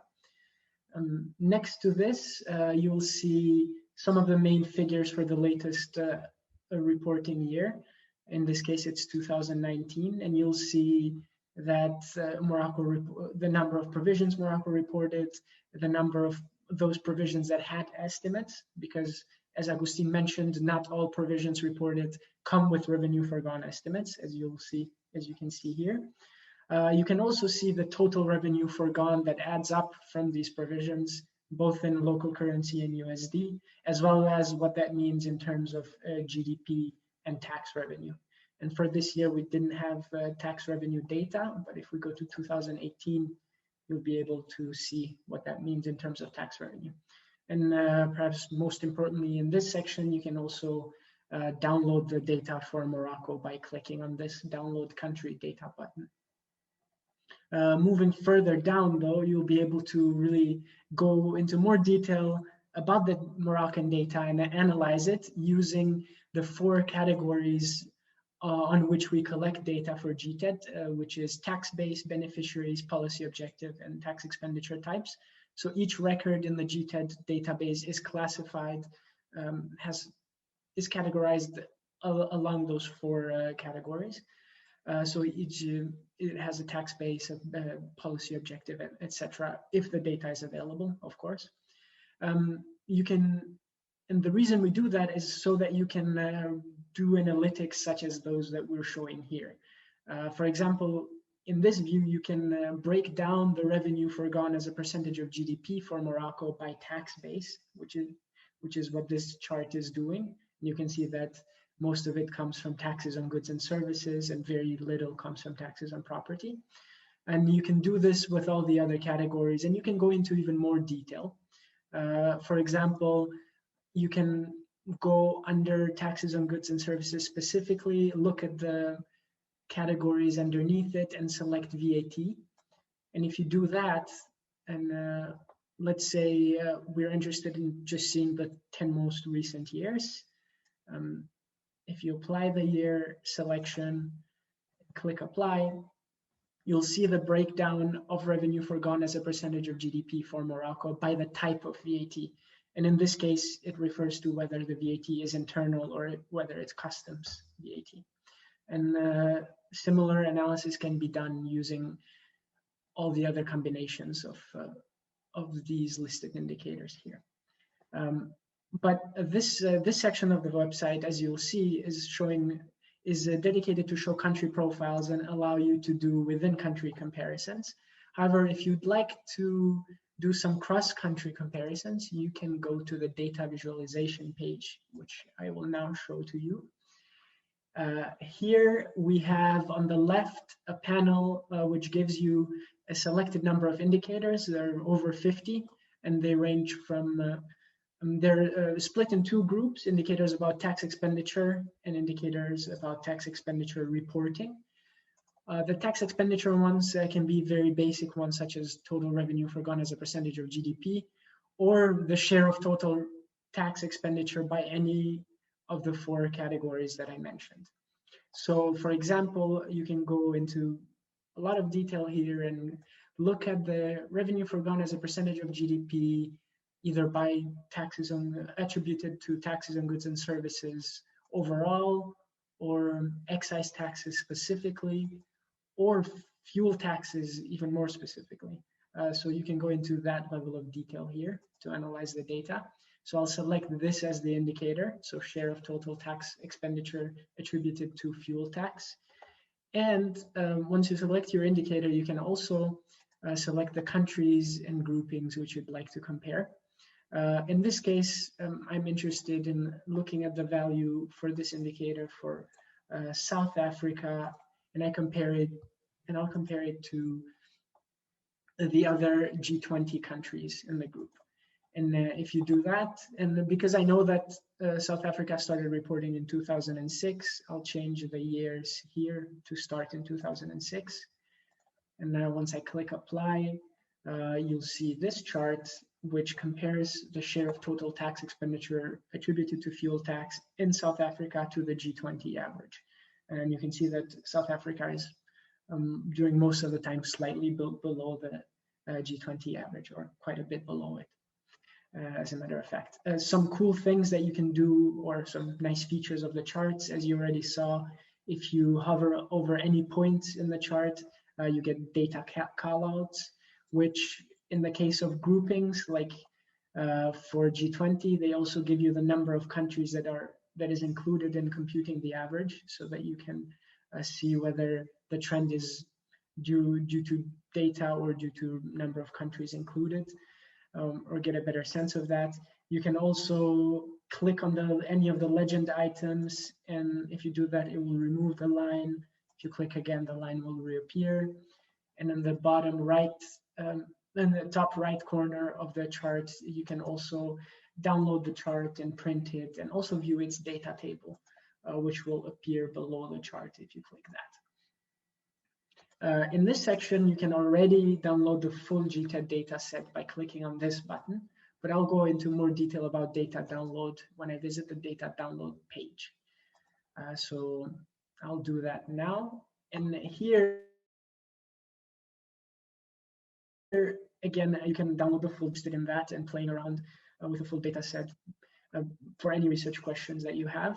But we also allowed the option to build your own indicators. And I will describe very quickly on how to do that. So first you choose on how to display the data. Say you're interested again in revenue forgone as a percentage of GDP. And if you click on that, the add indicator button already appears. And you can already add that as an indicator. So this is just the revenue for total revenue forgone as a percentage of GDP. But again, as mentioned before, you can specialize this query by using all the 4 GTED categories. So say you're interested in revenue forgone as a percentage of GDP that is only attributed to VAT. You can do that, and you can add that as an indicator. But you can even go into more detail and look at VAT revenue forgone for that have households or businesses as beneficiaries specifically. So in this case, I'll just select households. And if when I click add indicator, the indicator will appear there. But you can go again into even more detail and look for revenue forgone as a percentage of GDP that comes from exemptions only, that are for households with a policy objective of increasing access to or demand for goods and services. And then once you add the indicator, it will appear here. And then once you have all the indicators in which you're interested, you can select the countries and groupings for which you're interested to run this query and see what it says. In this case, I'll just select OECD to get the OECD average on these indicators. And I can download the data already, or I can preview the download results, which I'll do now just to see if this query made sense and produces any data. And in this table, you can see that it does, and you'll see the associated values for each of the indicators. And then you can download it to get this table.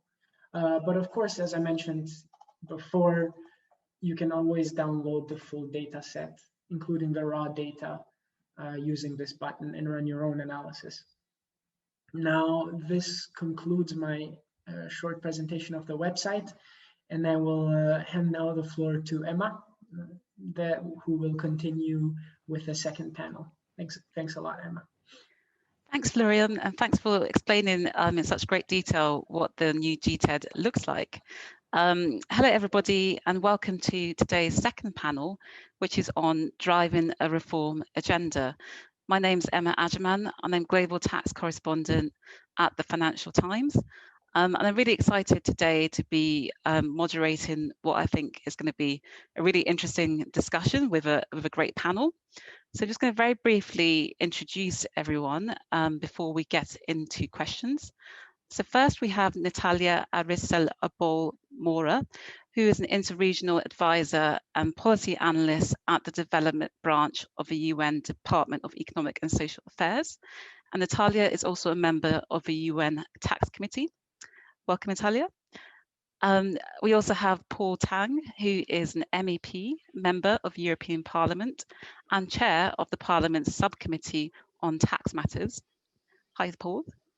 And we also have Jürgen Zattler, who is Director General for Multilateral and European Policy in the German Ministry for Economic Cooperation and Development.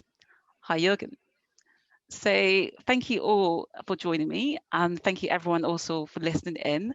I'd be really keen to get people's thoughts and questions. So please do make sure you post them into the Q&A, and I'll be watching out for them, and we'll put them to the panelists. So yeah, please make sure I want to make this as interactive as possible. But just to kick us off, I'm going to start with a few questions of my own. And firstly, something I want to ask all the panelists, since this event is titled Driving a Reform Agenda, I'd be interested to know what tax reforms or what reforms in the tax world would you like to see, and how do you think that the the GTED database can help contribute to making reforms in that area. So perhaps I'll start with Natalia, please.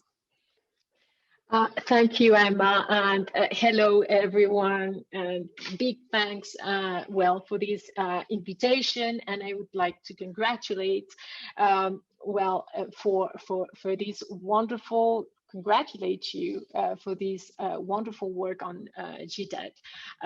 Going through the website is exciting, and I was trying to do it myself with my own country, Colombia, a moment ago.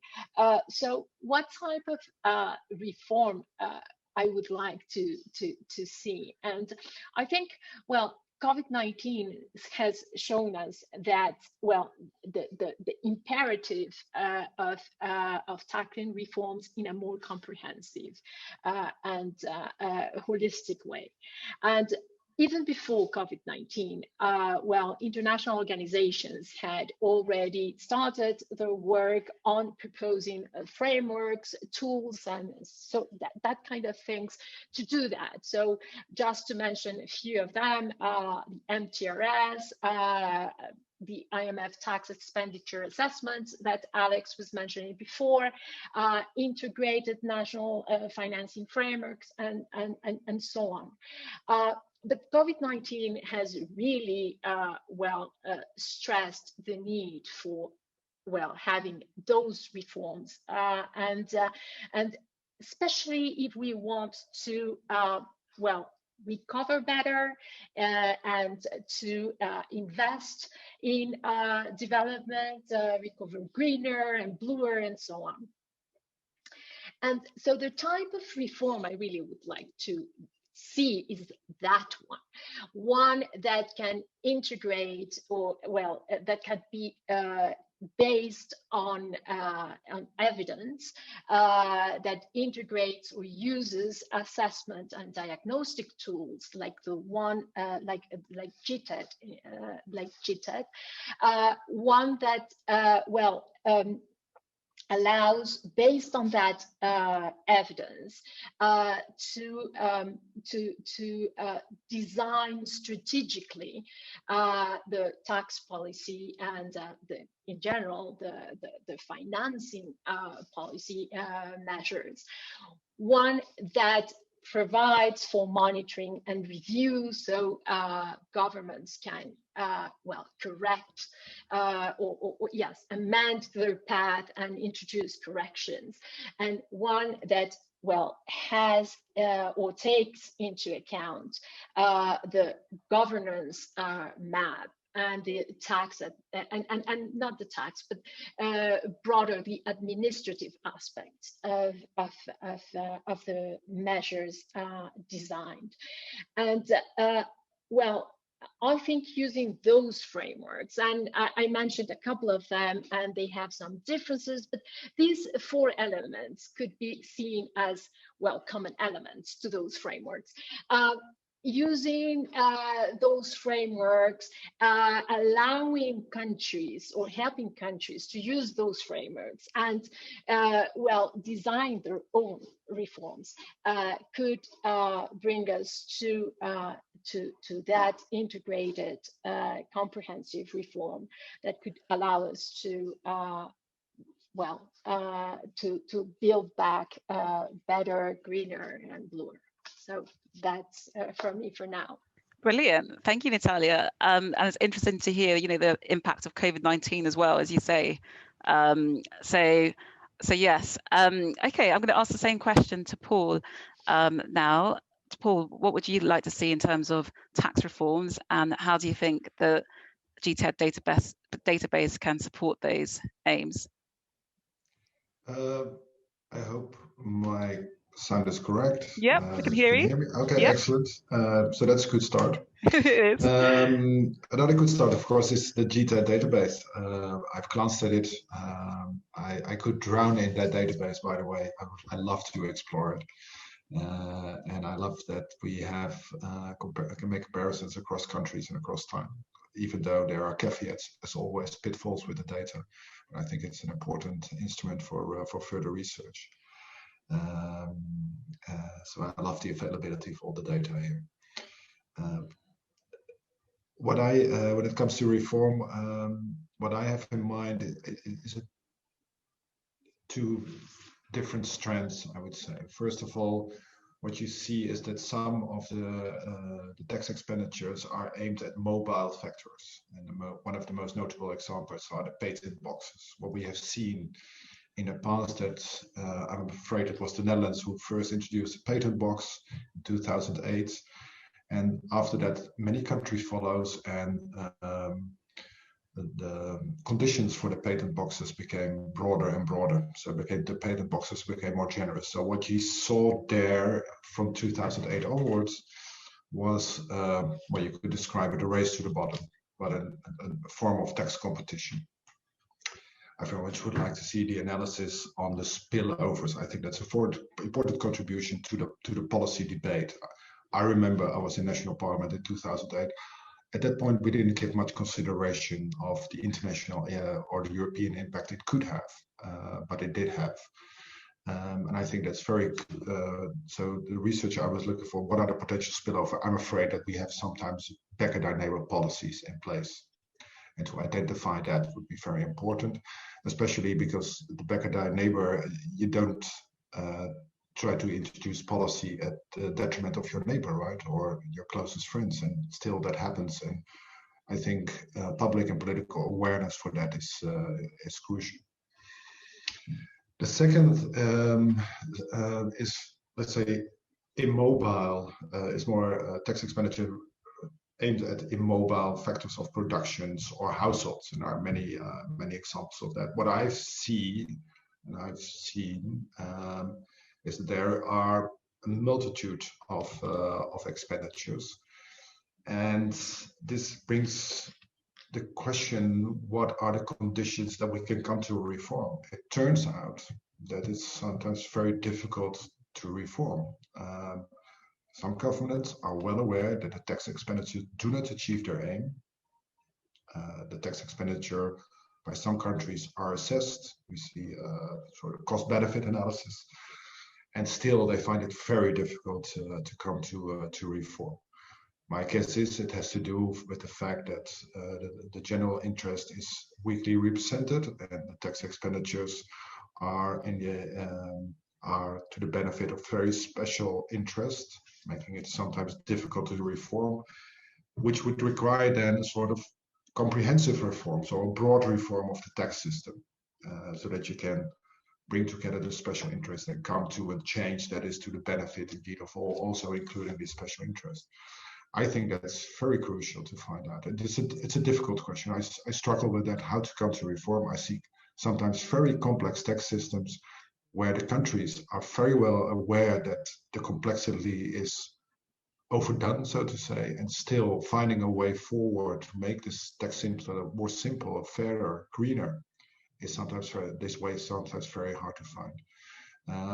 So there, I very much look for the help for researchers that provide insights. What are the conditions for a way to reform? Okay, thank you. And Jürgen, what are your thoughts on the issue?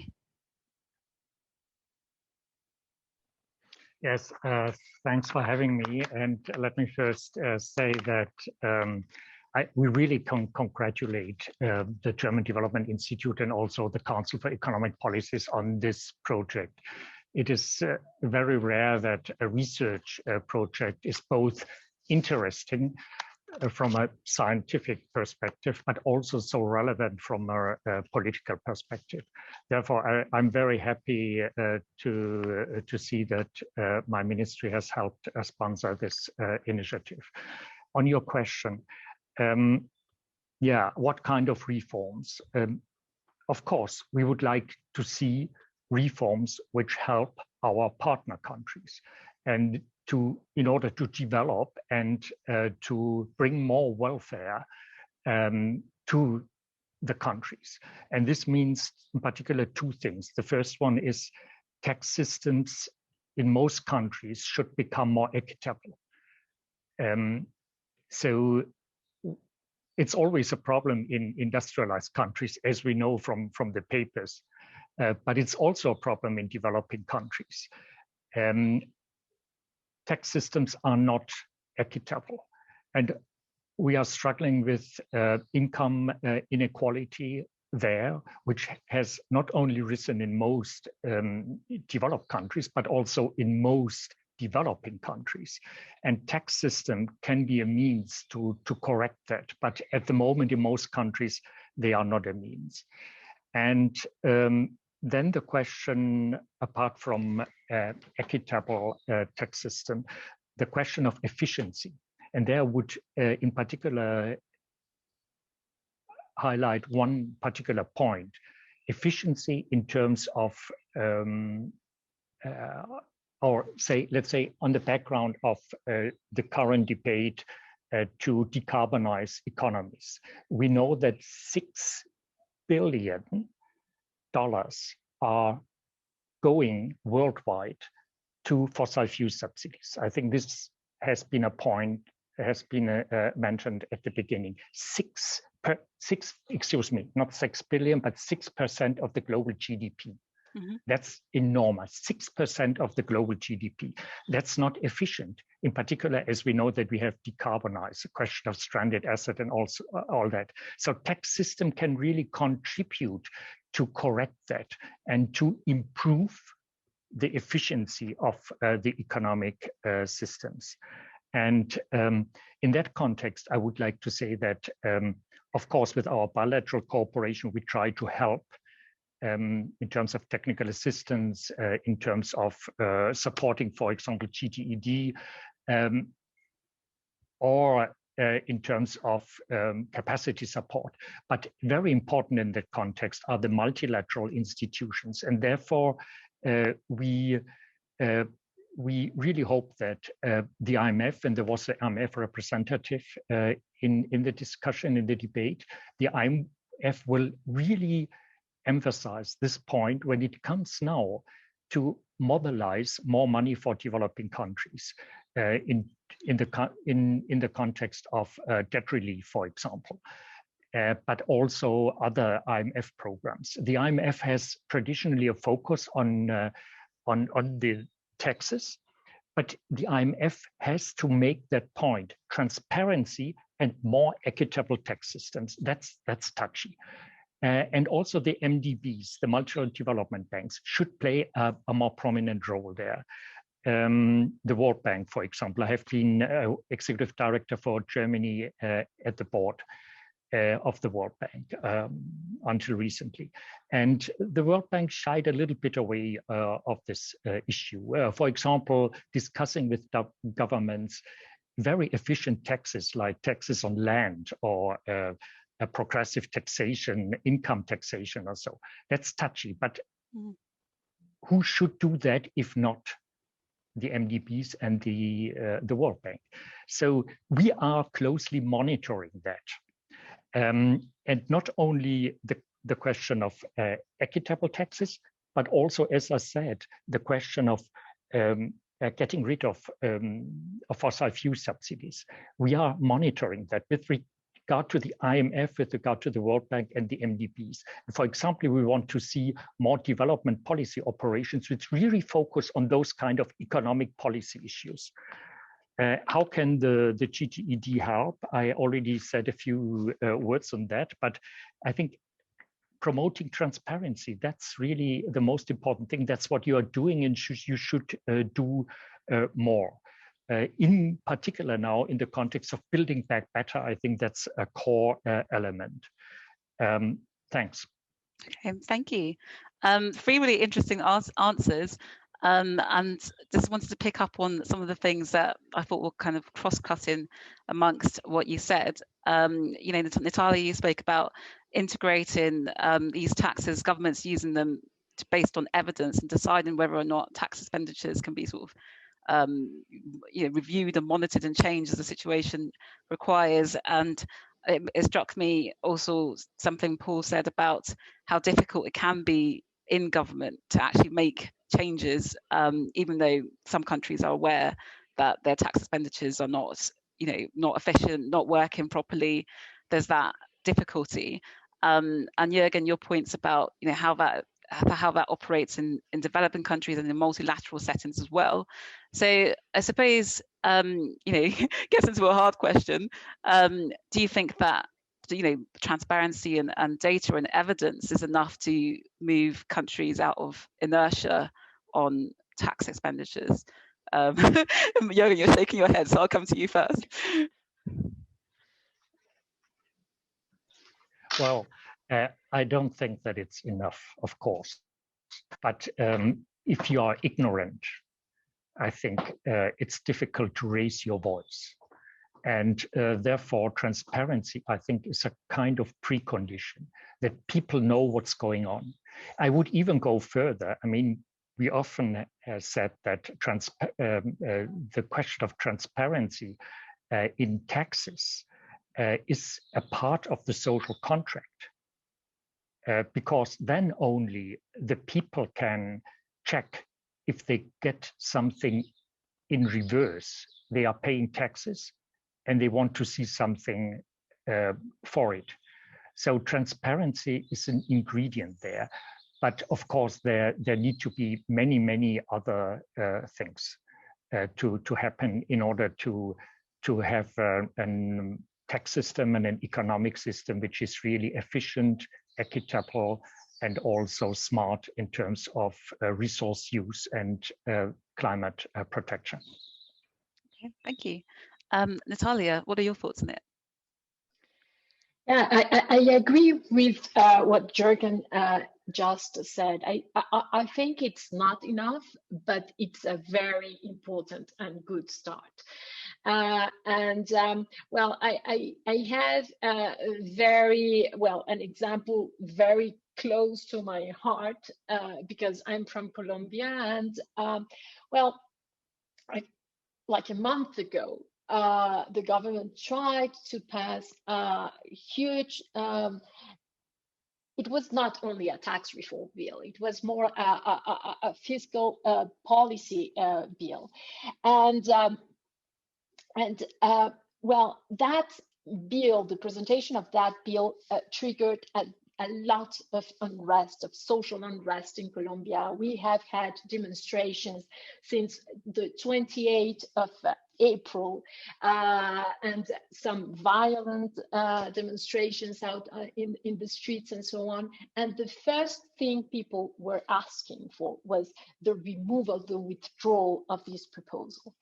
And the proposal had very important measures in terms of removing some of the tax expenditure measures. But the problem was with which tax expenditure measures they were proposing to remove, and with the way that had been communicated and received by the population. The population, who has suffered a lot from the COVID-19 crisis, saw, well, the message they got was they're trying to tax or increase the burden on the middle class. They're keeping the tax incentives that were provided to businesses and firms, and to big businesses and firms, and they're just, well, again, increasing the burden on us, the individuals and the middle class individuals. And there was, there was a lack of a good communication there, but it was also a lack of good, information and explanation to the population on that. So I definitely think that's an important and good start, transparency, and how you communicate. And in transparency is not only the measures, is what's the intentions, what are the intentions behind the measures. And if you're going to remove one measure that is regarded by the population as beneficial to them, what are the measures you intend to implement to compensate, and so on. So you need to go beyond the data. You need to explain better, and you need to, well, to be transparent about the motives of the measures. Otherwise, it's going to be very difficult. Yeah, and it's a really good live example, close to your heart as well, Natalia. Thank you for sharing.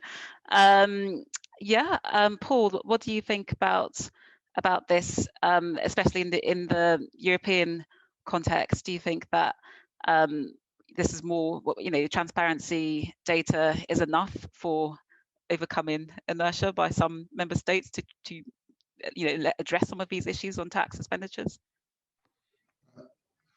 Be clear, I think transparency is an enormously powerful instrument for change. That's my experience. But my political life I spent on fighting tax avoidance, and any leak or any study that exposes tax avoidance leads to public outcry, leads to more public awareness and more political pressure for change. So through the years, I've learned that transparency is crucial for making a change. I also think that that transparency is needed to restore trust in tax systems. You see a lot of distrust in society that tax systems are for the corporates, are for special interest, and if you want to restore the trust, you need to have transparency. Yet I also realized that if tax system become more transparent, and it becomes more transparent that it doesn't work for the many but for a few, it might also backfire, right? So that people could, see, that's what we always thought. It doesn't work for us. Yeah, it works for them, but not for us. So in the end, you can't have just awareness, you need action as well. And this is where like I said, from the outset, where I sometimes struggle. What I do, for example, take the and Jürgen was good to point it out, the fossil fuel subsidies, right? I think that's pretty obvious that this is inefficient in a world where you try to price carbon and try to live up to the demands of the Paris Agreement. At the same time, I noticed that this is a persistent problem throughout years. This is a persistent problem. Even in my research days, and believe me, there are some time ago by now, we were discussing fossil fuel subsidies. So we don't see that change. So indeed, transparency is not enough to arrive at change. It helps raise public awareness, political pressure, but that may not even be enough. What I see then is that there are multilateral changes. That's why I'm also interested in the spillovers, because I'm more optimistic on cutting in fossil fuel subsidies because we have the Paris Agreement and we have the political will to fight climate change. This is the same is true for the example of patent boxes. What we now have on the table is a minimum effective tax rate, 15%. I think it's too low. But even with a minimum effective tax rate, this will have an impact on the patent boxes. So what the countries could not decide on their own, they can decide together. And as a third example, I was in national parliament and I was happy that the VAT rates or the VAT categories were determined in Europe, which doesn't allow differentiation across countries. In that sense, it's one size fits all, but sometimes that's very helpful for national politicians because there are always people coming to members of parliament saying, we need lower VAT rates for that. We need lower VAT rates for that. And that was very helpful. Yeah, sorry, we need to change the European regulation. So in that sense, it also ties your hands. And in that sense, my experience is also that multilateral agreements can very well help national reforms for the better. Okay, well, since you brought it up, it's a good segue into what the ongoing OECD negotiations. You mentioned the global minimum rate of on corporation tax of 15%, and this is a question again to all of you. Do you think that as part of that 15% rate, tax expenditures should be, excluded from that. So companies shouldn't be allowed to have made use of those expenditures when it comes to paying the 15% rate, or do you think there should be, companies should be allowed to use those expenditures? Maybe I'll stay with Paul since you first brought it up. Well, what we will see probably in the coming weeks, there will be discussions exactly on the definition of profits. I know, for example, some Eastern European countries want to carve out on the 50% for real substance. So this is going to be, so we don't, and I'm afraid that we don't end up with a very simple and clear definition of profit. But it must be clear what the definition is. Otherwise, it won't, if we don't define the tax base, it doesn't make sense to define an effective tax rate. It won't work. So we need to have, at the end, a definition and a verifiable definition of profits. It would surprise me if that would exclude all tax expenditures, in all fairness, because that would be a very detailed agreement.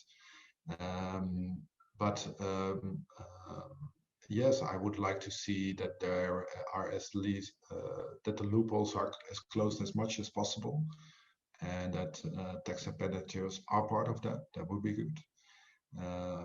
Then again, I also see this as a repeated game, right? This is the first time in history that we come to an agreement on a minimum effective tax rate. But that means we now have an institution in place to the word that comes to mind is regulate the tax competition thus far. So this is an instrument that can only grow, it can only become better. In that sense, I'm a politician, I'm by definition optimistic, otherwise I can't do my job, I think. But I truly believe that having this institution in itself is something to, is quite an achievement. We have been waiting and hoping and fighting for that for years. And now it comes near. I'm happy to see that. Will it be perfect? Probably not. Can it be done better? Yes, and we will over time. Mm-hmm. Okay, thank you. Jürgen, what's your thoughts on that question? And I suppose I'd be quite interested also from the developing countries' perspective. Do you think it should be different for them? Yes. So, okay, on your question, I think I'm completely aligned with what Paul has said. Therefore, I don't have to add anything.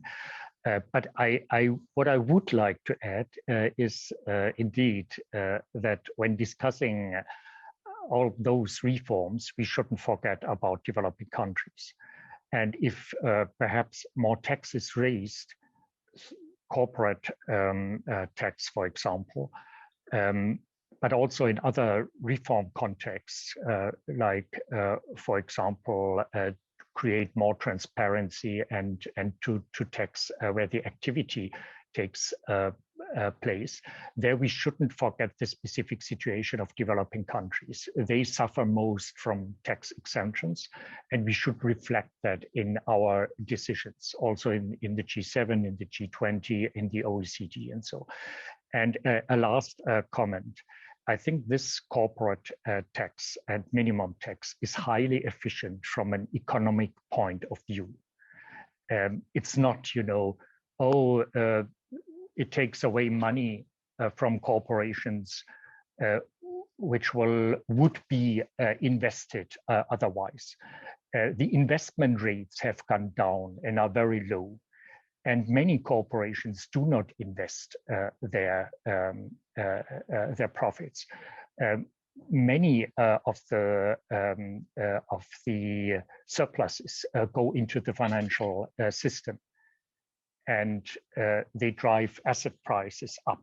That's what you see at the stock market, the housing markets, and that's not really efficient, and it's not good for the economy. On the contrary, it creates bubbles. Therefore, I think that's a good thing to do also from an economic perspective. Mm-hmm, mm-hmm. Thank you.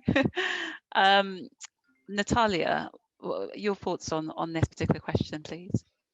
Well, thank you. And well, I for obvious reasons, I will bring in well, the view of developing countries and the view of the UN on this.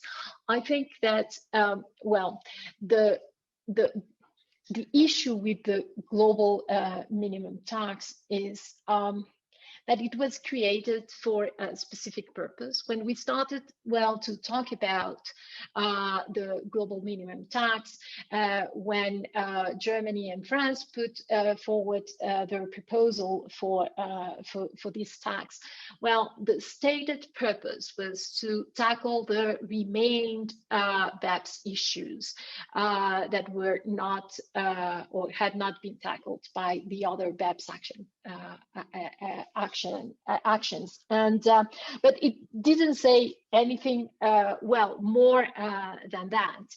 Some argue that in addition to that, there was these well, in addition to that motivation, there was the idea of having like a compensatory measure to the Pillar 1, because you have under Pillar 1, you are going to distribute or to reallocate taxing rights among market jurisdictions, then that this would be the countermeasure for that and would serve to reallocate profits to the jurisdictions where headquarters are located, and those are mainly capital exporting jurisdictions.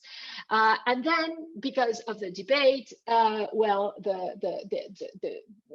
the measures were well discussed under this Pillar 2 and related to the minimum global tax, well, expanded to other issues. And well, we started to talk about, well, what happens in those jurisdictions when they're providing for tax incentives, for tax expenditures that are intended to attract foreign direct investment or productive investments. Would those activities would be carved out? And so we started to talk about the substantive activities carved out. And now those are being again, well, or that discussion has been again reopened by the US counter proposal to not to do those carve-outs. So the proposal under Pillar 2 has become extremely complex, extremely difficult, and from a developing country perspective, I would say, well, most developing countries, apart from those that have financial centers, those developing countries would applaud, in theory, well, having a global minimum tax. But then the devil is in the details. So what happens if there are no substantive activities carved out?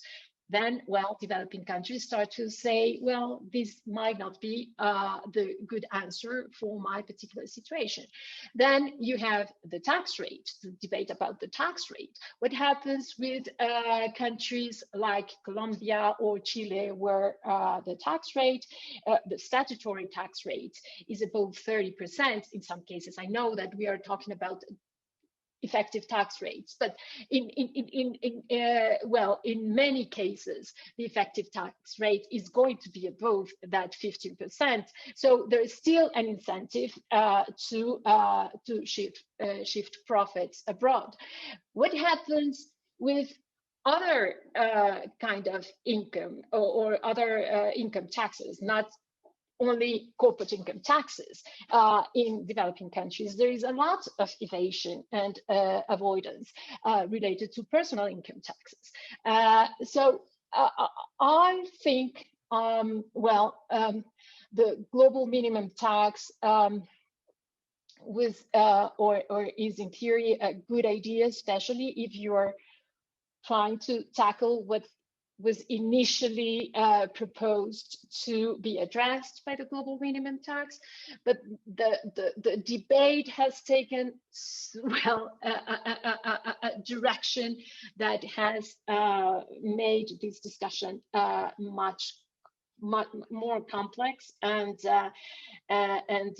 not all the interests of developing countries are necessarily taken care in that debate. Probably, if we had remained at having global minimum tax to address tax or BEPS issues related to certain income, it would have served better its purpose. But since we wanted it to tackle other types of income, not only digital income or mobile income, then that has made it more complex. Yeah, definitely. And it also just goes to show just how complex those negotiations must be. Yeah. Thank you. Can I add to this? Yeah. It's interesting to see that not only the developing countries are excluded from the process, also some small, middle-sized countries in Europe are excluded, most notably Ireland and the Netherlands, and these are the tax havens. Pascal Donahue was present at a G7 meeting, and he can't have liked what he heard at the table, right? So let me say to Natalia, I very much agree with you that the process as which we arrive at an agreement as put forward by the G7 and that's under discussion in the G20 is, let's say, pretty ugly. A few countries try to set up a deal, and excluding many countries, it's done it's done in the back rooms of the capitals or in Paris with no democratic scrutiny. And so there's much to be improved. The good thing I do see is that it will certainly have an impact on tax havens inside and outside the EU. See their objections that they raise. And the only mitigating factor that I see that the G7 is fully aware that they are just with 7 and that they try to take the interest of the developing countries on board as well. Though the deal itself is very much structured in the favor of the G7. I also see that they are aware that they need broad support, not just from the G20, but also outside the G20 and from developing countries. Mm-hmm, mm-hmm. Thank you. I think we've kind of run out of time, but if there was one question in the group, perhaps we can get a quick answer to that. There is one which is from HF Puka. Hope I'm saying that right. Transparency regarding tax expenditures is a great step towards more accountability of governments. However, what are your thoughts about expanding such database/scrutiny of governmental use of taxpayers' monies in terms of efficient use and effectivity? I don't know if anybody feels like they would like to answer that. Jürgen or Natalia, perhaps? Yes, I can have a first go to that. Mm-hmm. Well, I think it should be used. Data should be used as well for the purposes of, as I mentioned, not only for accountability purposes, but as a means to correct the path when needed. Sometimes we design tax expenditure measures thinking theoretically, what are going to be the outcomes and the outcomes of those measures. And I think there should be transparency regarding the expected outcomes as well, and then and then use the data to monitor whether the outcomes are achieved or not, and to correct the path. That is essential, because as someone was mentioning in the last panel, once tax expenditure measures are in the law, they tend to be there forever. And if in addition you have, like in Colombia, a constitutional court that has issued some rulings saying, some decisions saying that you cannot withdraw some of those tax expenditure measures because you would be affecting the beneficiaries' trust, then you are in the worst place ever because you are with that tax expenditure measure forever. Yeah. So I do think that you should use that transparency for those other measures as well. Brilliant. Thank you so much. All right. Well, thank you all to all the panelists today, and thank you very much to Augustine and the rest of the team who've organised this great event. I'm going to pass over to Augustine, who's going to close the session. Thank you, everyone. Thank you very much, Emma, and thank you all of you, particularly the panelists today. It was great to have you joining for such a great discussion. Let me finalize by very briefly mentioning that the CIAT is certainly a joint project that Christian and myself has not driven alone. So Flurim, who you already met, has done a great job leading the team of 10 research analysts that gathered the data. And let me also thank the research analysts themselves because they did a great job. Andy Colby, our web developer, has been the mastermind behind the website platform, which we really like. So thanks, Andy. CP and DI's teams that I will personalize in Dina El-Alabi from CP and Tanya Vohel from DIE, who had lead the communications activities, the editing and formatting of publications, etc. So their support, particularly during the last weeks, that have been crazy for us, has been crucial to get here. Also, Nemo Kruger, research analyst with CIP, has provided considerable support during the last month. Tom Neubeck, senior associate with CIP, has significantly contributed to the project since the very beginning. Tom, thanks a lot. And Tom is part of an amazing group of external advisors that has supported us since the very beginning as well, and had kindly given us a lot of their valuable time. I will not mention all of them, but you find the names in the About section on the website. Thank you all the advisors. Much appreciated. Last but not least, the CIAT has received funding from several donors. Over the last year, financial support by the German Federal Ministry for Economic Cooperation and Development, BMZ, has given us the opportunity to accelerate the process. So thank you to BMZ, and thank you, Mr. Zattler, for being here today. So I will stop here, but as much as we feel a bit like it, launching the CIAT is by no means the final step in this process. We rather see today's event as the beginning of a long journey that hopefully will lead us to improve transparency and have more sustainable and fair tax expenditure systems worldwide. So thank you very much for having joined, and you will keep very much look forward to keep in touch. Thank you. Have a great day.